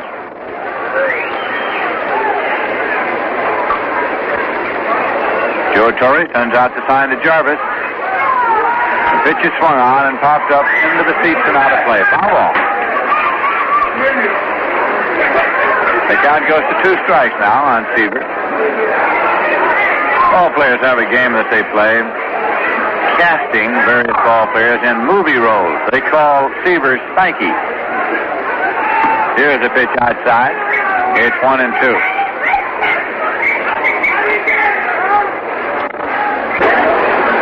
Now Jarvis with a 1-2 delivery. Swung on and fouled off. Seaver stays alive. Just got the end of the bat on that one. Bud Harrelson is waiting on deck.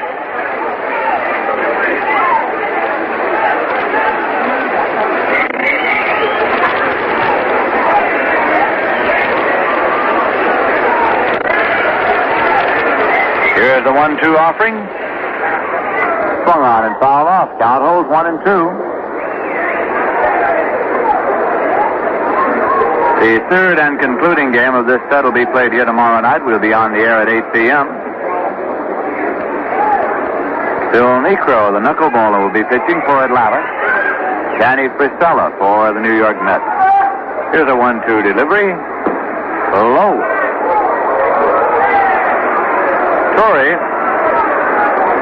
walks slowly out in front of the plate. Now comes back saying a word or two to umpire Bob Engel. Pitcher Pat Jarvis thought he had the ball in the strike zone and had taken one step off the mound toward the dugout. Now Seaver swings the bat lustily as he waits. This is a 2-2 pitch. Swung on and missed, and Jarvis has his fourth strikeout. Crowd is out in order. Jarvis had 2 strikeouts in the inning. No runs, no hits, no errors, none left. In the middle of the seventh, the score is tied. The Mets won. The Braves won. This is your personal invitation to visit Armory Garage in Albany, September 14th and 15th, for their Gala Open House to introduce the exciting new Imperial, Chrysler, and Plymouth cars for 1968. This year they're really beauties, and what a selection. There's Imperial, the Crown Imperials, and the most luxurious of them all, the Imperial LeBaron. And then there's Chrysler with the New Yorker 300 Custom Newport Town and Country Wagon. You'll see all the new Plymouths, the Fury, Sports Fury, VIP, and the new Sports Fury wagon. There'll be Belvedere's Satellites, Sports Satellites, and the new Satellite Sports Wagon, not to mention the GTX and the exciting new Roadrunner. There's also the sporty Barracuda and the economical Valiant and Valiant Signet models. It's the biggest opening selection in Armory's 49-year history. Don't miss the fun September 14th and 15th at Central and Colvin in Albany as Armory Garage, the largest Chrysler Plymouth dealer in the Northeast, takes the wraps off the breathtaking Imperial, Chrysler, and Plymouth lineup for 1968. At the bottom of the seventh now, the Braves will have Joe Torre at the lead off, facing Tom Seaver. Seaver has struck out 4 and he's walked 1. After tomorrow night's game, the Mets have Friday off, but it'll be a travel day as they move on to Houston. And then they will play the Houston Astros on Saturday night and Sunday afternoon before coming home to Shea Stadium on Sandy Koufax night, Monday night, September 18th. The Dodgers will be on for 3 consecutive night games, the 18th, the 19th, and the 20th, Monday, Tuesday, and Wednesday. Now Joe Torre steps in. Been up twice, grounded out both times.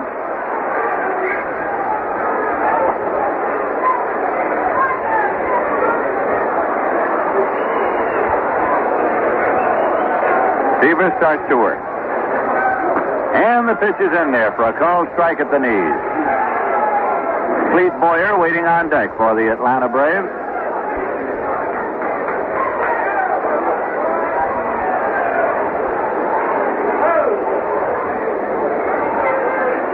Again, Seaver works, and it's blown away for a ball. 1-1.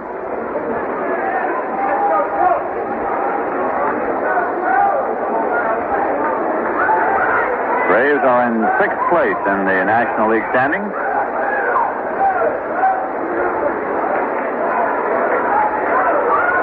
Now Joe Torre steps back just as Steele was about to go into his pitching motion.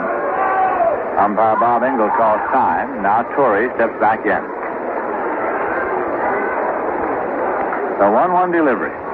Swung on and lined into left for a base hit. Tom Davis comes up with the ball, plays it back, and Torre is on with a leadoff single here in the bottom of the 7th. That is only the 3rd hit for the Braves off Seaver. Clete Boyer is coming up. He has walked, latest scored, and struck out so far.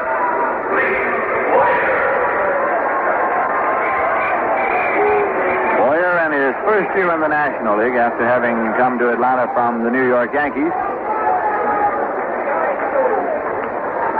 Ed Craneville at first comes over to hold against the runner. Seaver sets up off the stretch with a pitch to the right-hand batter, and it's low and away as Boyer was around in bunting stance that brought third baseman Joe Mook in at a gallop. It's ball one.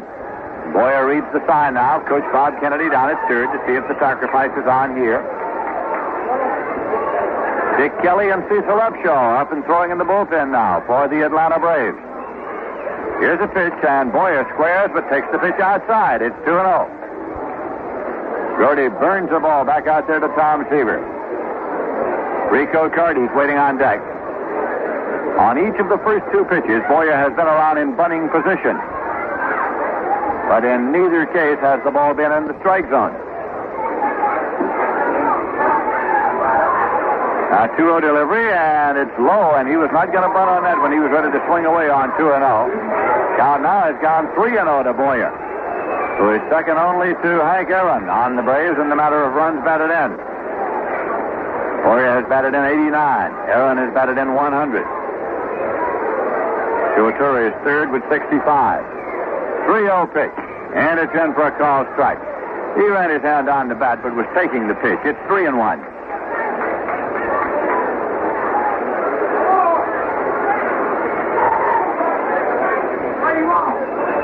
Now Boyer looks down to Bob Kennedy again to see what might be on a 3-1 pitch. Torrey takes his lead. Here's the pitch, and he swings away and fouls it off up toward Kennedy, who comes off the line to grab the ground ball. The count is out full now. It's 3-2 to Boyer.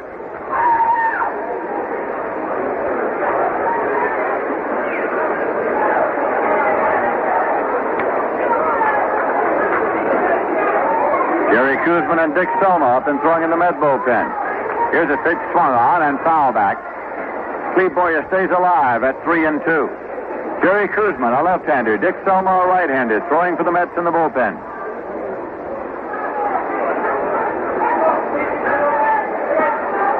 The score is tied here, 1-1. The Braves are batting in the bottom half of the seventh inning. Here's a payoff pitch, swung on and missed.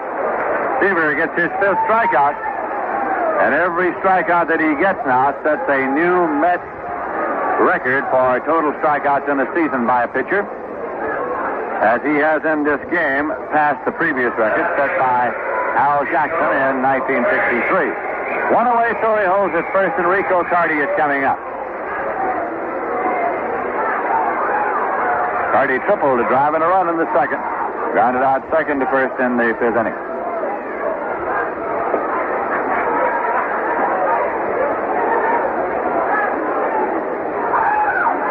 He has a bat cocked as Seaver takes his sign, and now, a little tired of waiting, he steps out.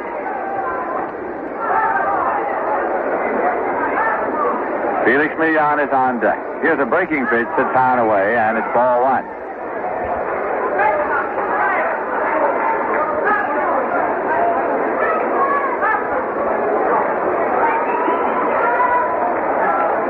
Again, Seaver sets up and checks. And the pitch fastball in there for a called strike. It's 1-1.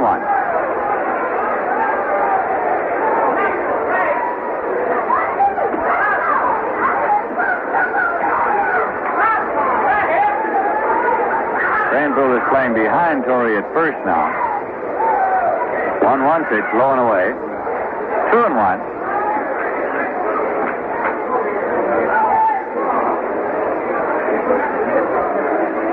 Seaver goes to the rosin bag, tosses it aside. Checks the runner.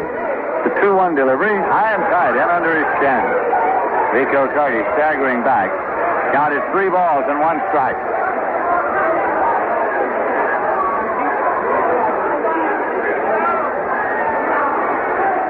Braves won, the Mets won. And the 3-1 pitch. Swung on and fouled off to the right side, out of play. So the count has gone full now. It's 3-2 to Rico Carty with 1 man out and Joe Torre, the runner, at first.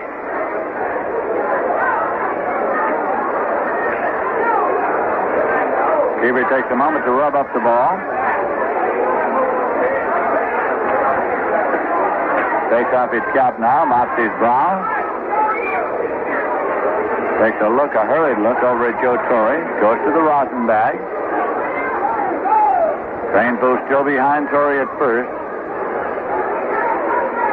3-2 delivery, and he takes it outside for ball 4. So Torre goes to second. Carty has drawn a walk, the second issued in the game by Seaver. And with one man out, Felix Millan is coming up.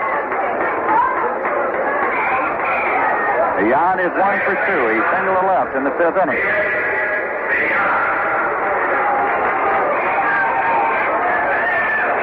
Millan bats number 7 in the Braves batting order.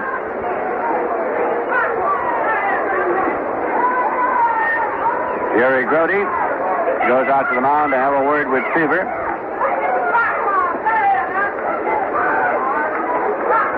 Walking all the way to the mound with him, and now Grody turns and comes back. Woody Woodward is on deck for the Braves. Double barrel action continuing in both bullpens.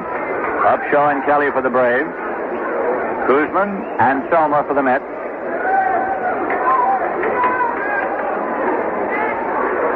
Now, runners lead at first and second.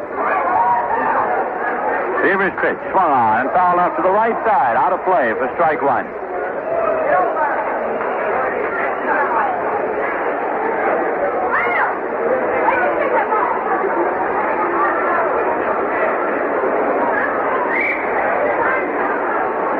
Seaver takes the sign from Grody. Braves runners lead first and second.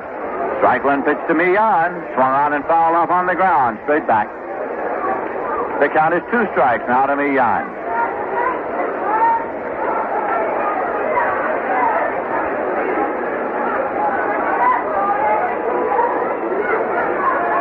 Seaver tosses the Rosenberg aside.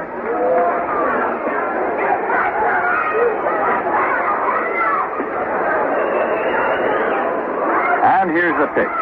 Swung on. It's in the air to left field. Tommy Davis moves over. He's there. Runners halfway. Davis makes the catch. Runners return. No at bat. And there are 2 men out. Woody Woodward is being called back now. And Hank Aaron is coming out swinging a bat. As we indicated, he was not in the starting lineup tonight because of a boil under his arm that was bothering him, but he is coming up as a pinch hitter here in the 7th inning. Last night he drove in the tying run with the sacrifice fly in the 9th inning. He has driven in 100 runs this year. In the 9th year he has driven in 100 or more. He's hitting .315. He has 36 home runs.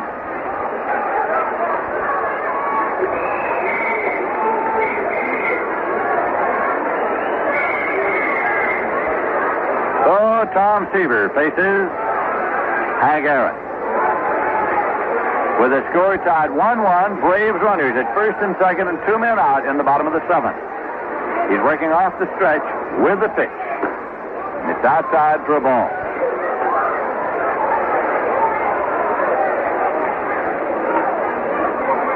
Manager Billy Hitchcock of the Braves figuring now is the time for hammering Hank, and he has him up there with runners at first and second. Seaver's 1-0 delivery. Misses low, and he goes behind 2-0. Pitcher Pat Jarvis is on deck. But Kelly and Upshaw are in the bullpen for the Braves. Seaver's gone behind 2-0. Now the pitch. Swung on and tipped back into the glove of Jerry Grody for a strike. It's 2-1.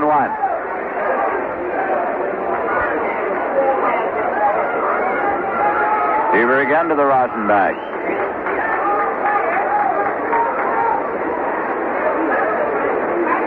Runners lead first and second. 2-1 pitch. Swung on and missed. It's 2-2. Joe Torre is the runner at second, and Rico Carty is the runner at first. Seaver again to the rosin bag. Looks into Jerry Grody.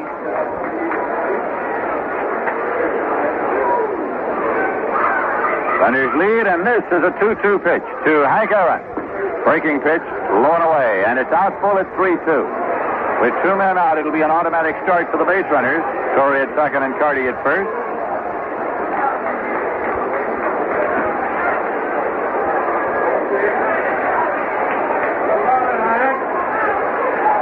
Seaver still taking the sign, and Aaron backs out.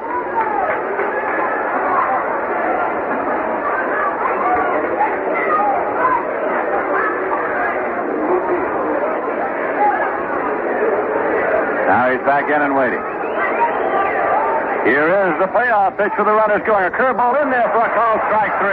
Seaver strikes out, Aaron. Strikeout number 6 for Seaver. And the side is out with no runs, a hit and a walk, no errors, and 2 left. The score at the end of 7 full innings is tied. The Mets won, the Braves won, and now for scores of other games around the majors, here's Ralph Kiner. Okay, Lindsey Nelson, at the end of 6, the Pittsburgh Pirates 3, the Cincinnati Reds 1. Tommy Sisk working for the Pirates and Mel Queen going for the Reds. Clemente got a home run in the 5th with no one on base. At the end of 3, Philadelphia nothing, St. Louis Cardinals nothing. Jackson going for Philadelphia, Larry, and pitching for the St. Louis Cardinals, Dick Hughes, who has a record of 14-5 going for him. Cardinals are in front by 10.5 games in the National League race. San Francisco in second place, scheduled against the Dodgers out on the coast. In the American League, at the end of 5.5 innings, California 3, the New York Yankees 2. Rojas now pitching for the Angels. Ricky Clark was the starting pitcher, and Mambo Kid going for the Yankees. Boston beat Kansas City 4-2 the day game. The winner was John Wyatt in relief. The losing pitcher was Aker for Kansas City. No home runs. At the end of 6.5 innings, Detroit 5, Baltimore 1. Trzaskowski a home run in the 3rd with no one on base, and Kaline a home run in the 3rd with no one on base, his 24th for the Tigers. At the end of 7.5 innings, Minnesota 3, Washington nothing. Jim Cott going for the Twins. He has a record of 12-13. Pretty now pitching for Washington, Bob Pretty in place of Ortega, and Killebrew got his 39th home run in the 1st with a man on base. At the end of 2.5 innings, no score. Cleveland nothing, Chicago nothing. Siebert going for the Cleveland Indians, and Gary Peters going for the White Sox. Right here, the score 1-1. We're in the top of the 8th inning, and once again, here's Lindsey Nelson.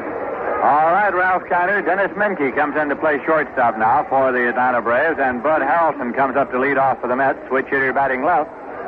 He's 1 for 3. Pat Jarvis into the windup. Here's the pitch, and it's in for a called strike. Woody Woodward was removed for the pinch hitter, Hank Aaron, and so Dennis Menke now is the new shortstop in the ball game. The Mets are batting in the top half of the 8th inning. Strike 1 pitch to Harrelson. Inside, moved him back a little, and it's 1-1. Rookie Bob Heiss is on deck.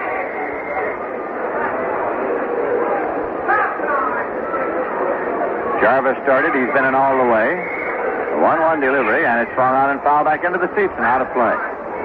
So it goes 1 ball and 2 strikes.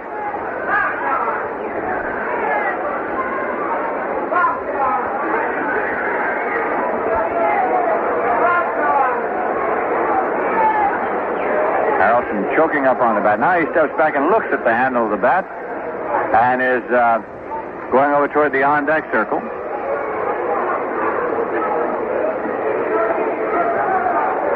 We'd like to take this opportunity to remind you that Dick Selma will be in the Met Fan Club room on September 18th, Larry Stahl on September 19th, and Tug McGraw on September 23rd.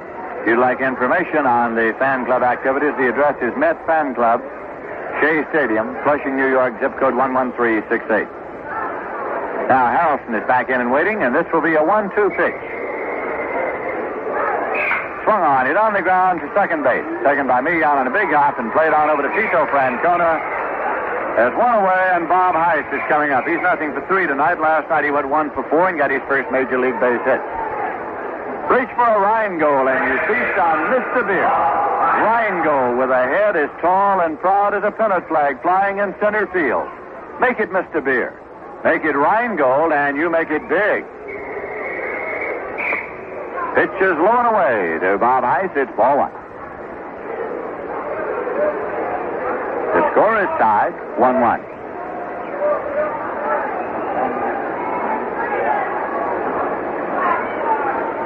One-0 delivery. Swung on and fouled off. Out of play. It's 1-1. Tommy Davis is on deck now.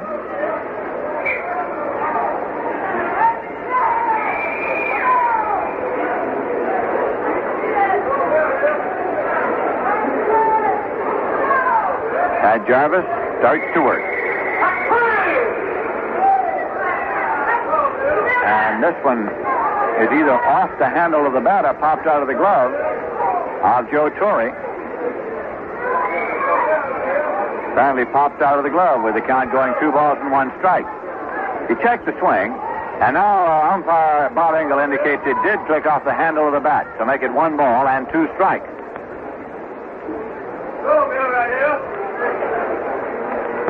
1-2 delivery. Swung on and hit in the air to right field.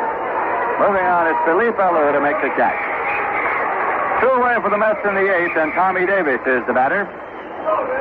Grounded out, struck out, and had a leadoff double in the top of the 6th. Mets moved him to third, but could not score him.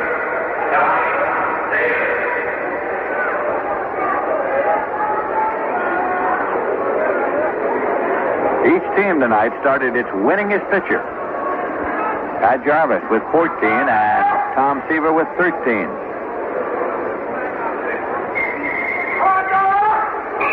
Pitches in for a call, strike out the knees to Tommy Davis.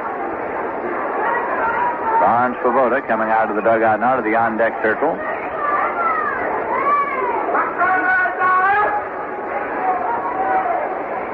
And the pitch swung on and fouled off. It's 2 strikes to Davis.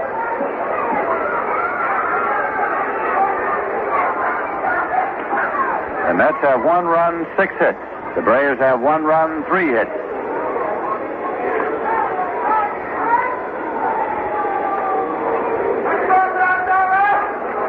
This will be a 2-strike delivery.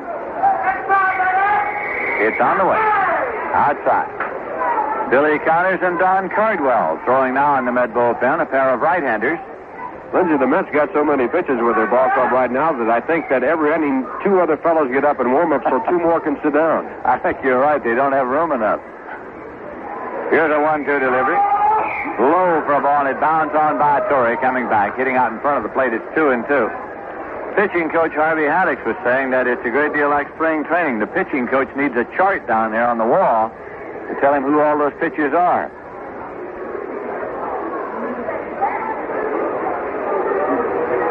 Two men out, nobody on base, on a 2-2 count to Tommy Davis.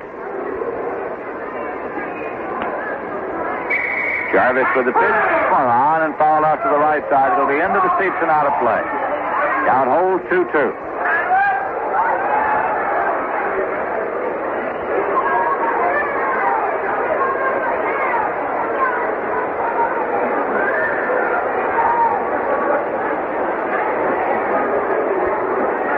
Joe Torre sends out the sign. Here's the pitch. Swung on and hit deep to center field. It's way back there. Mac Jones goes to the edge of the warning track and makes the catch. So the side is out. No runs, no hits, no errors, none left. In the middle of the 8th, the score is tied. The Mets won, the Braves won. Now here's a word from Rheingold.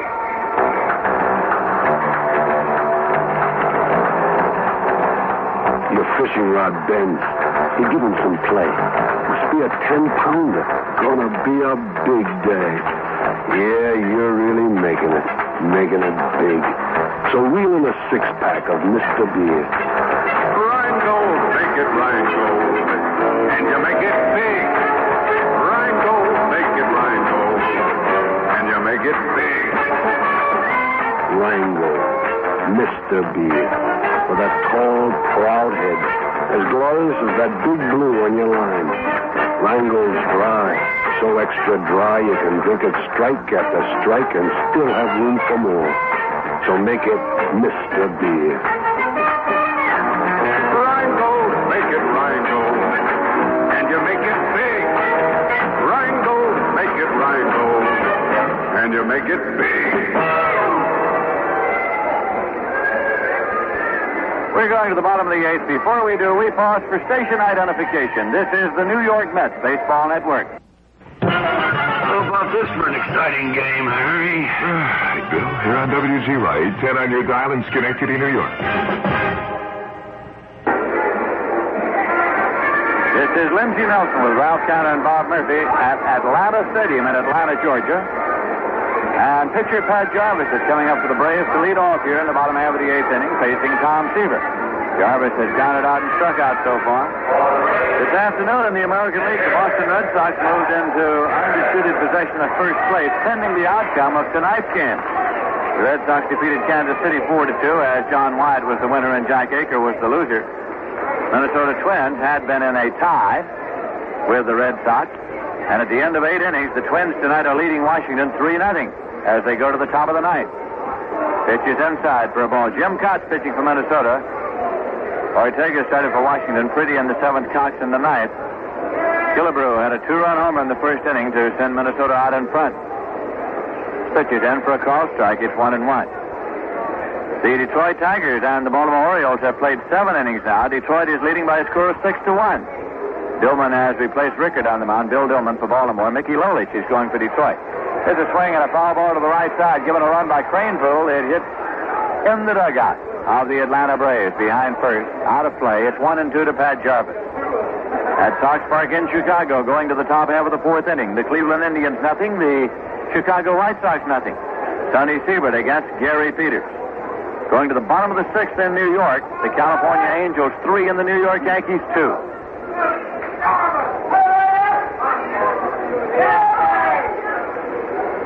Pitch to Jarvis, swung on and missed. He is a strikeout victim, number 7 for Tom Seaver.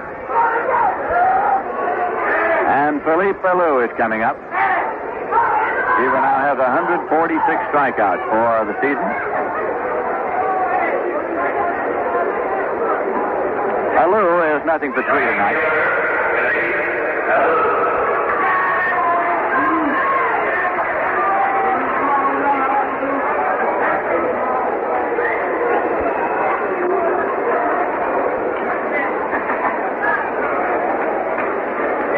We're taking just a moment now.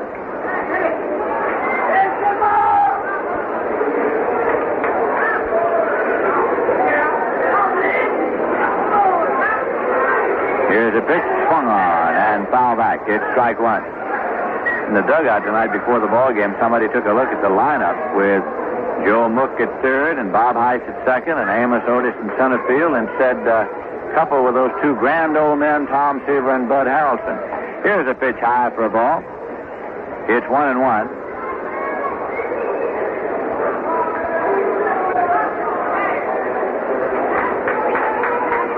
One away, nobody on base, 1-1 pitch. Curveball, lined into left field for a base hit. Tommy Davis up with it, plays it back. Lou turns and holds it first. He's on there with 1 man out here in the bottom half of the 8th inning. Vito Francona, the first baseman, left-hand batter, is coming up. He line went out to right field in the 6th inning, and Ron Swoboda went back, made the leap up into the air, and robbed him of a possible home run. Jerry Grody has called time, and he's gone out to have a word now with Seaver.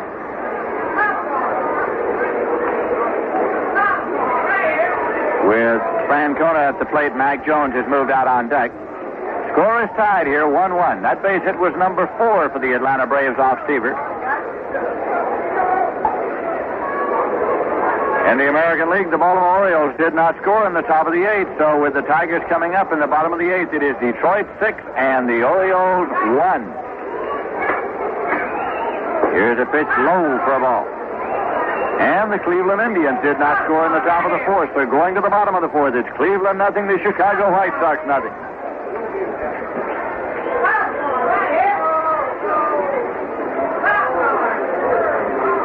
Lou leads at first base. He's running. Here's a swing and a broken bat ground ball to second. Taken by Bob Heiss. Played over to Cranepool in time. 2 away with Lou arriving safely at second base.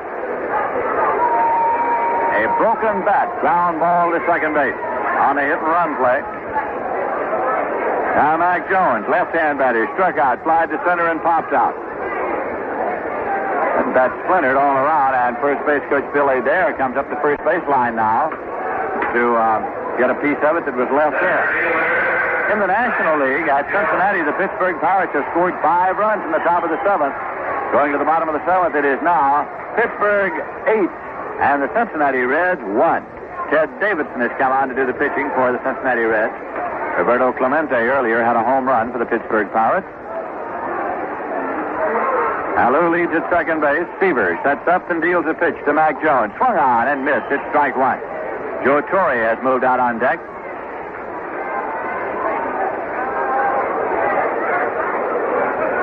We're in the bottom half of the 8th inning here in Atlanta, Georgia.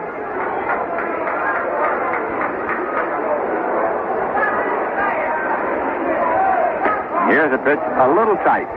It's 1-1 as Mac Jones turned inside and taking the pitch.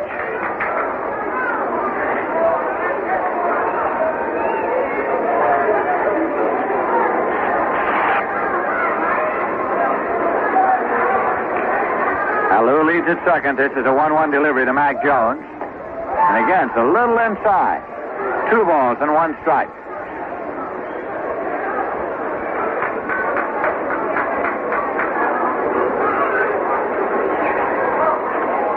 Amos Otis in center playing a deep center field. Here's a pitch again inside, so the count goes 3-1 to Mac Jones.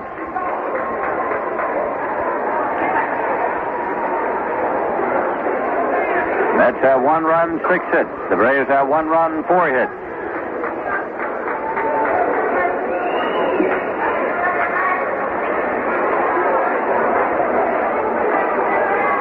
Off the stretch, a 3-1 pitch. High and away, and Mac Jones draws a walk. He goes to first. Felipe Alou holds at second, and Joe Torre sheds the shin guards to come up to the plate. That's the 3rd walk issued in this game by Seaver, who has struck out 7. Torre is 1 for 3. Hitting cleanup in manager Billy Hitchcock's lineup tonight. He has a season's average of 289.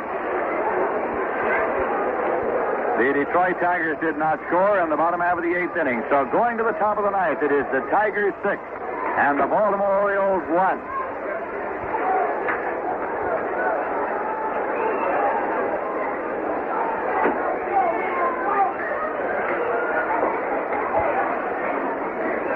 Runners lead at first and second. The pitch to Torre is low for a ball. The Detroit Tigers started the night a game and a half back of the Boston Red Sox, a game back of the Minnesota Twins.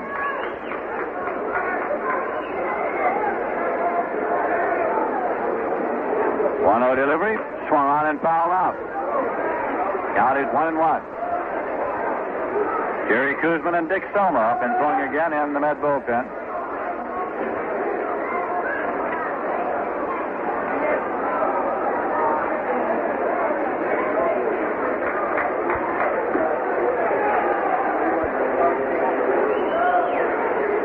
Seaver taking the sign with runners leading at first and second. The 1-1 pitch to Torre. A little high, so it's 2 balls and 1 strike. Don Cardwell gets a throw down in the bullpen for the Mets, along with Koosman. So at this moment, it's Koosman and Cardwell. Clete Boyer is waiting on deck for the Braves, batting in the bottom half of the 8th inning. Seaver's 2-1 pitch. Goes high. 3 balls and 1 strike. Seaver takes a moment now, turns with his back to the plate, looks out toward the outfield, just taking a little breather. Torre outside the batter's box.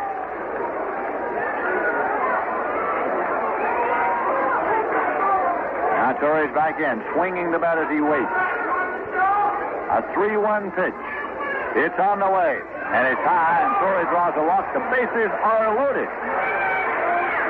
4th walk issued by Seaver, and Clete Boyer is the batter. He has walked, struck out, and struck out. He is second only to Hank Aaron in the matter of runs batted in this season for the Atlanta Braves. He has batted in 89. So now, with 2 men out, the bases are loaded up. And Seaver will work to the right-hand batter, Clete Boyer.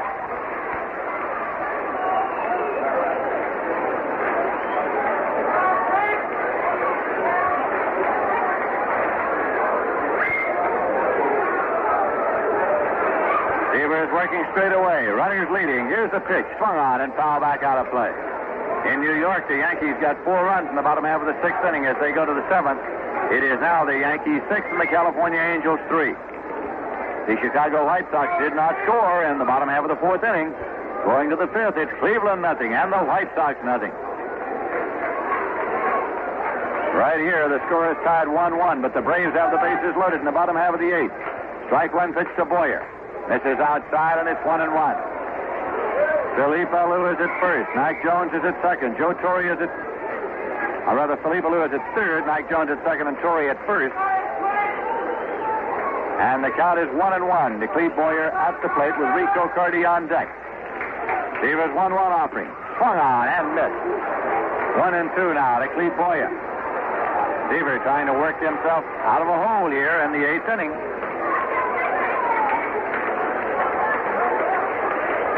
The Braves fans are trying to get a little rhythmic applause started.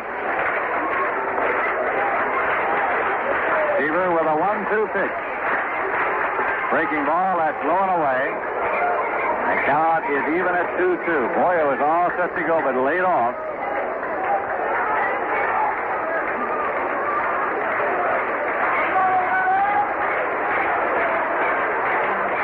Braves runners leading at first, second, and third, and Seaver steps back off the rubber. Goes to the rosin bag. Tosses it aside. Now looks into Jerry Grody. Here's the 2-2 pitch. Swung on and hit in the air to center field. Second baseman Bob Heiss goes out and calls and makes the catch. So the side is out. No runs are hit, 2 walks, no errors, and 3 left. At the end of 8 full innings, the score is tied. The Mets won and the Braves won. Some tires are bigger than others. Not bigger in size, but bigger in safety, bigger in mileage, bigger in value. Big Tire. Big Tire. That's the kind of tire you get when you get the Deluxe Crown. Big Tire. Big Tire. The Gulf Deluxe Crown is a rugged, tough, long-wearing tire that provides safety, performance, and economy all in one. Big in safety, big in mileage, big in value. Big Tire. So if you're in the market for a great tire value, start with a great tire. The Gulf Deluxe Crown at your Gulf dealers. The tire center in your neighborhood where your driving takes a turn for the best. Big Tire.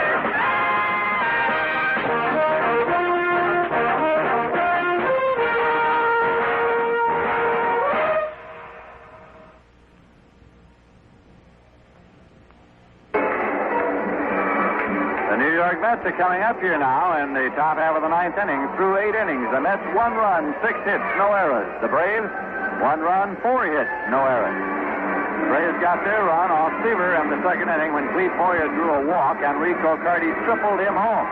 The Mets got their run in the 4th inning when Ron Swoboda doubled and Joe Mook doubled him home. Swoboda is coming up. 1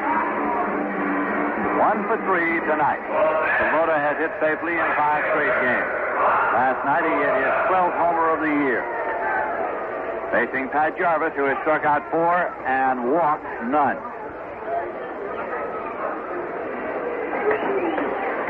Now the pitch. Low and away for a ball. Ed Kranepool is on deck.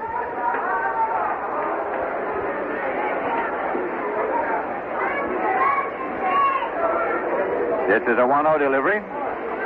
Swung on and hit deep to center field. And going back to the warning track is Jones. He's there, and Mac Jones puts it away. Swoboda has flied out to straightaway center field. That brings up Ed Kranepool. He's 0 for 3. Grounded out, popped out, popped out.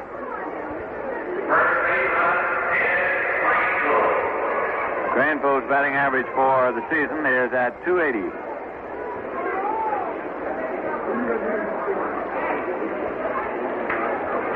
Now the pitch. Swung on it on the ground. Through the hole into right field for a base hit.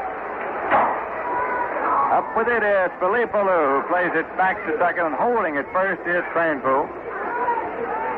So the Mets get a base runner with 1 man out, base hit number 7, and that brings up Joe Mook. The rookie third baseman, single, doubled, and popped out so far. He's a left-hand batter.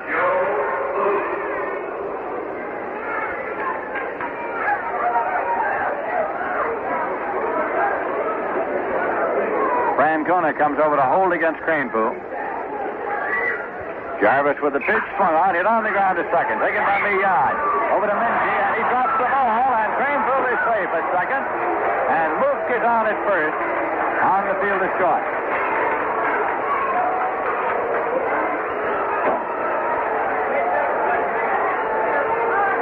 An error charged on the play.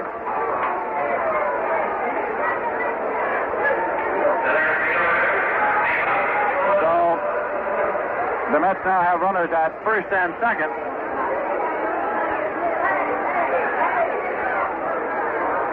The error is charged on Dennis Menke, the shortstop.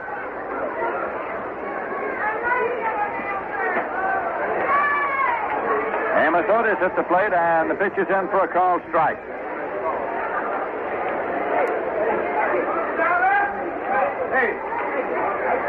Mook is at first, Craneville at second. Here's the pitch to Otis, and it's outside for a ball. 1-1.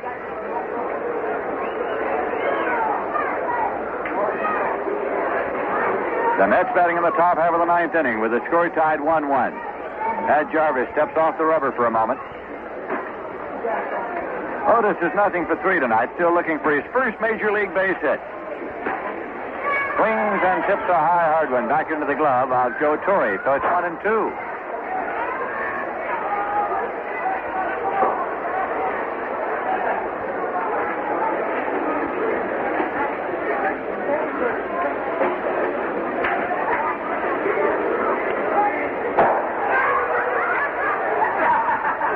Runners lead first and second. Pitch is swung on and missed.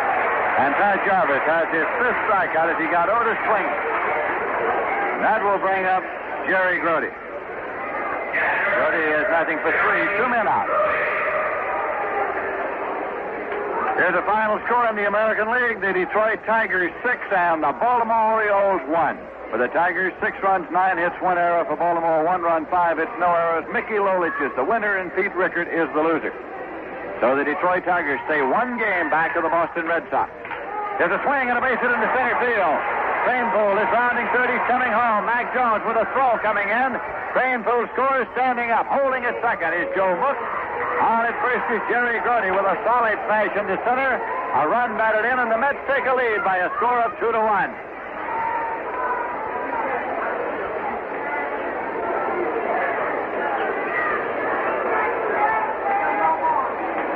Now Tom Seaver is coming up. 2 men out, runners at first and second.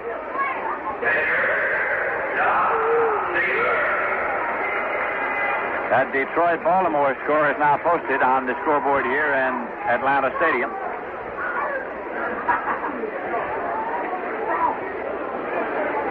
Two men out, 2 men on. The Mets leading by a score of 2-1. That was base hit number 8 for the Mets off Pat Jarvis.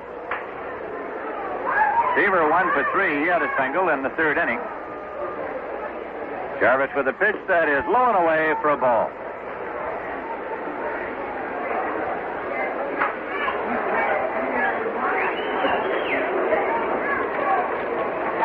Minnesota Twins now have brought Dean Chance on in relief of Jim Cott in the 9th inning. Here's a swing and a fly ball into right field.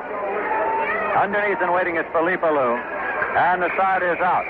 But the Mets have scored a run on 2 hits and an error, and 2 men left on base. At the middle of the 9th, the score is the Mets 2 and the Braves 1. Now here's a word from Rheingold. Long time ago, the only traffic problems were runaway horses or cattle stampedes. Then enter the car. At first, angry citizens tried to get this new machine outlawed, but of course they lost. Soon the streets and roads and superhighways were jammed full of cars, trucks, buses. Things got complicated, so much so that collisions with other vehicles became a major problem, especially at intersections.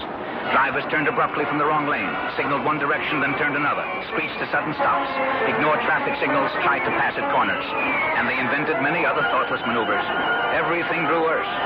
Finally, in desperation, people fled to the moon where cars were outlawed.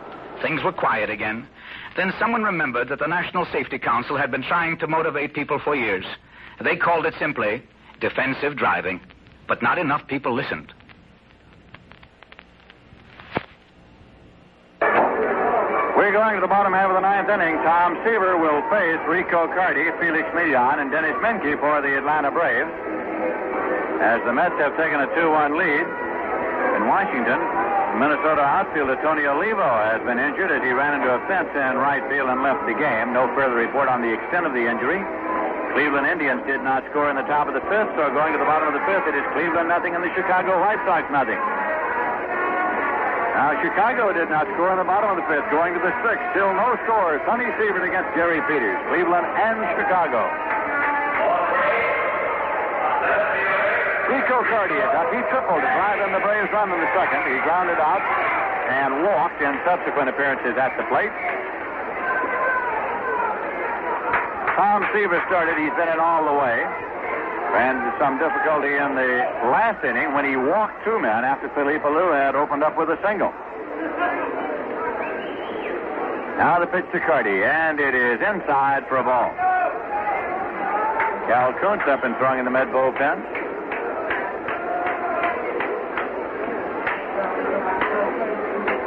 Seaver with a 1-0 delivery, and it's in for a called strike. 1-1. Felix Millan is waiting in the on-deck circle. Pitcher Bob Engel moves out in front of the plate now to examine the ball, and he puts another one in play.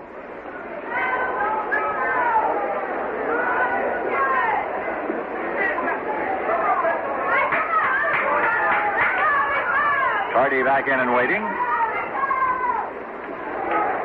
The 1-1 delivery. Swung on and fouled out to the right side, out of play.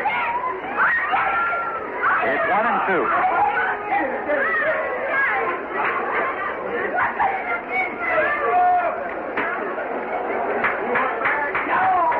Seaver to that Rosenberg again. He's in there often.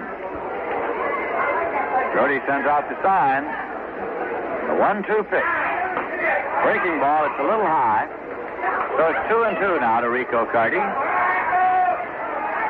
Rookie third baseman Joe Mook guarding the line at third. The 2-2 offering. And it's high. So now Seaver's gone full at 3-2 to the Braves leadoff man here in the bottom half of the ninth inning.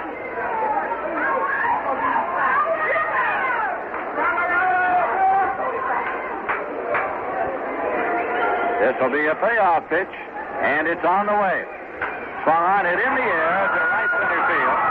Otis is over, and so is Swoboda. Swoboda calls and makes the catch. One away for the Braves in the bottom of the ninth, and Felix Millan is coming up. He is grounded out, single left, and flied out to left field. He's a right-hand batter.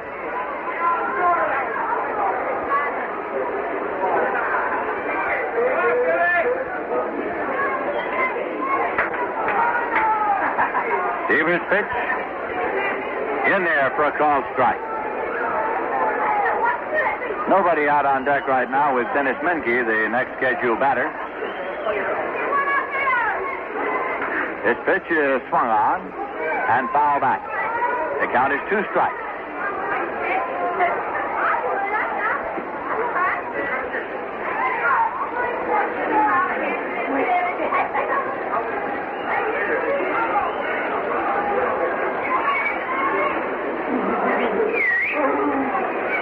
Two-strike delivery, and it's swung on it on the ground is short. A big hop up to Bud Harrelson. He guns it across the crane pool, and there are 2 men out.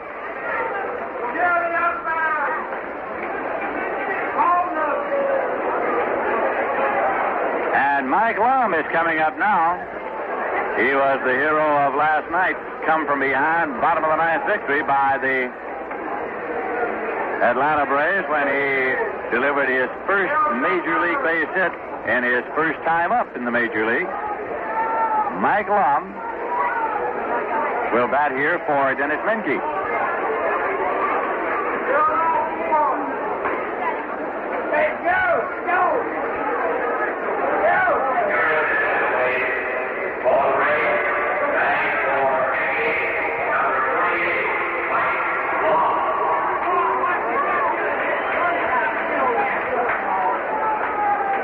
Lum is a left-hand batter up here with 2 men out and nobody on base, and the Mets leading 2-1. Tom Seaver's pitch swung on and hit in the air to left field, and Tommy Davis moves over. He's there. He makes the catch, and the ball game is over.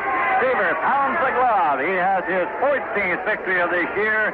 He is the winningest Met pitcher ever, and he's getting congratulations all around. The victory is the 10th for the Mets over the Atlanta Braves and assures them of the season series. It is the Mets' 55th win of this season. So in the bottom half of the ninth inning, no runs, no hits, no errors, and none left. The New York Mets have defeated the Atlanta Braves by a score of 2-1. And to tell you something of how they did it, here's Ralph Kiner. Well, the strong right arm of Tom Seaver set 3 records out here tonight.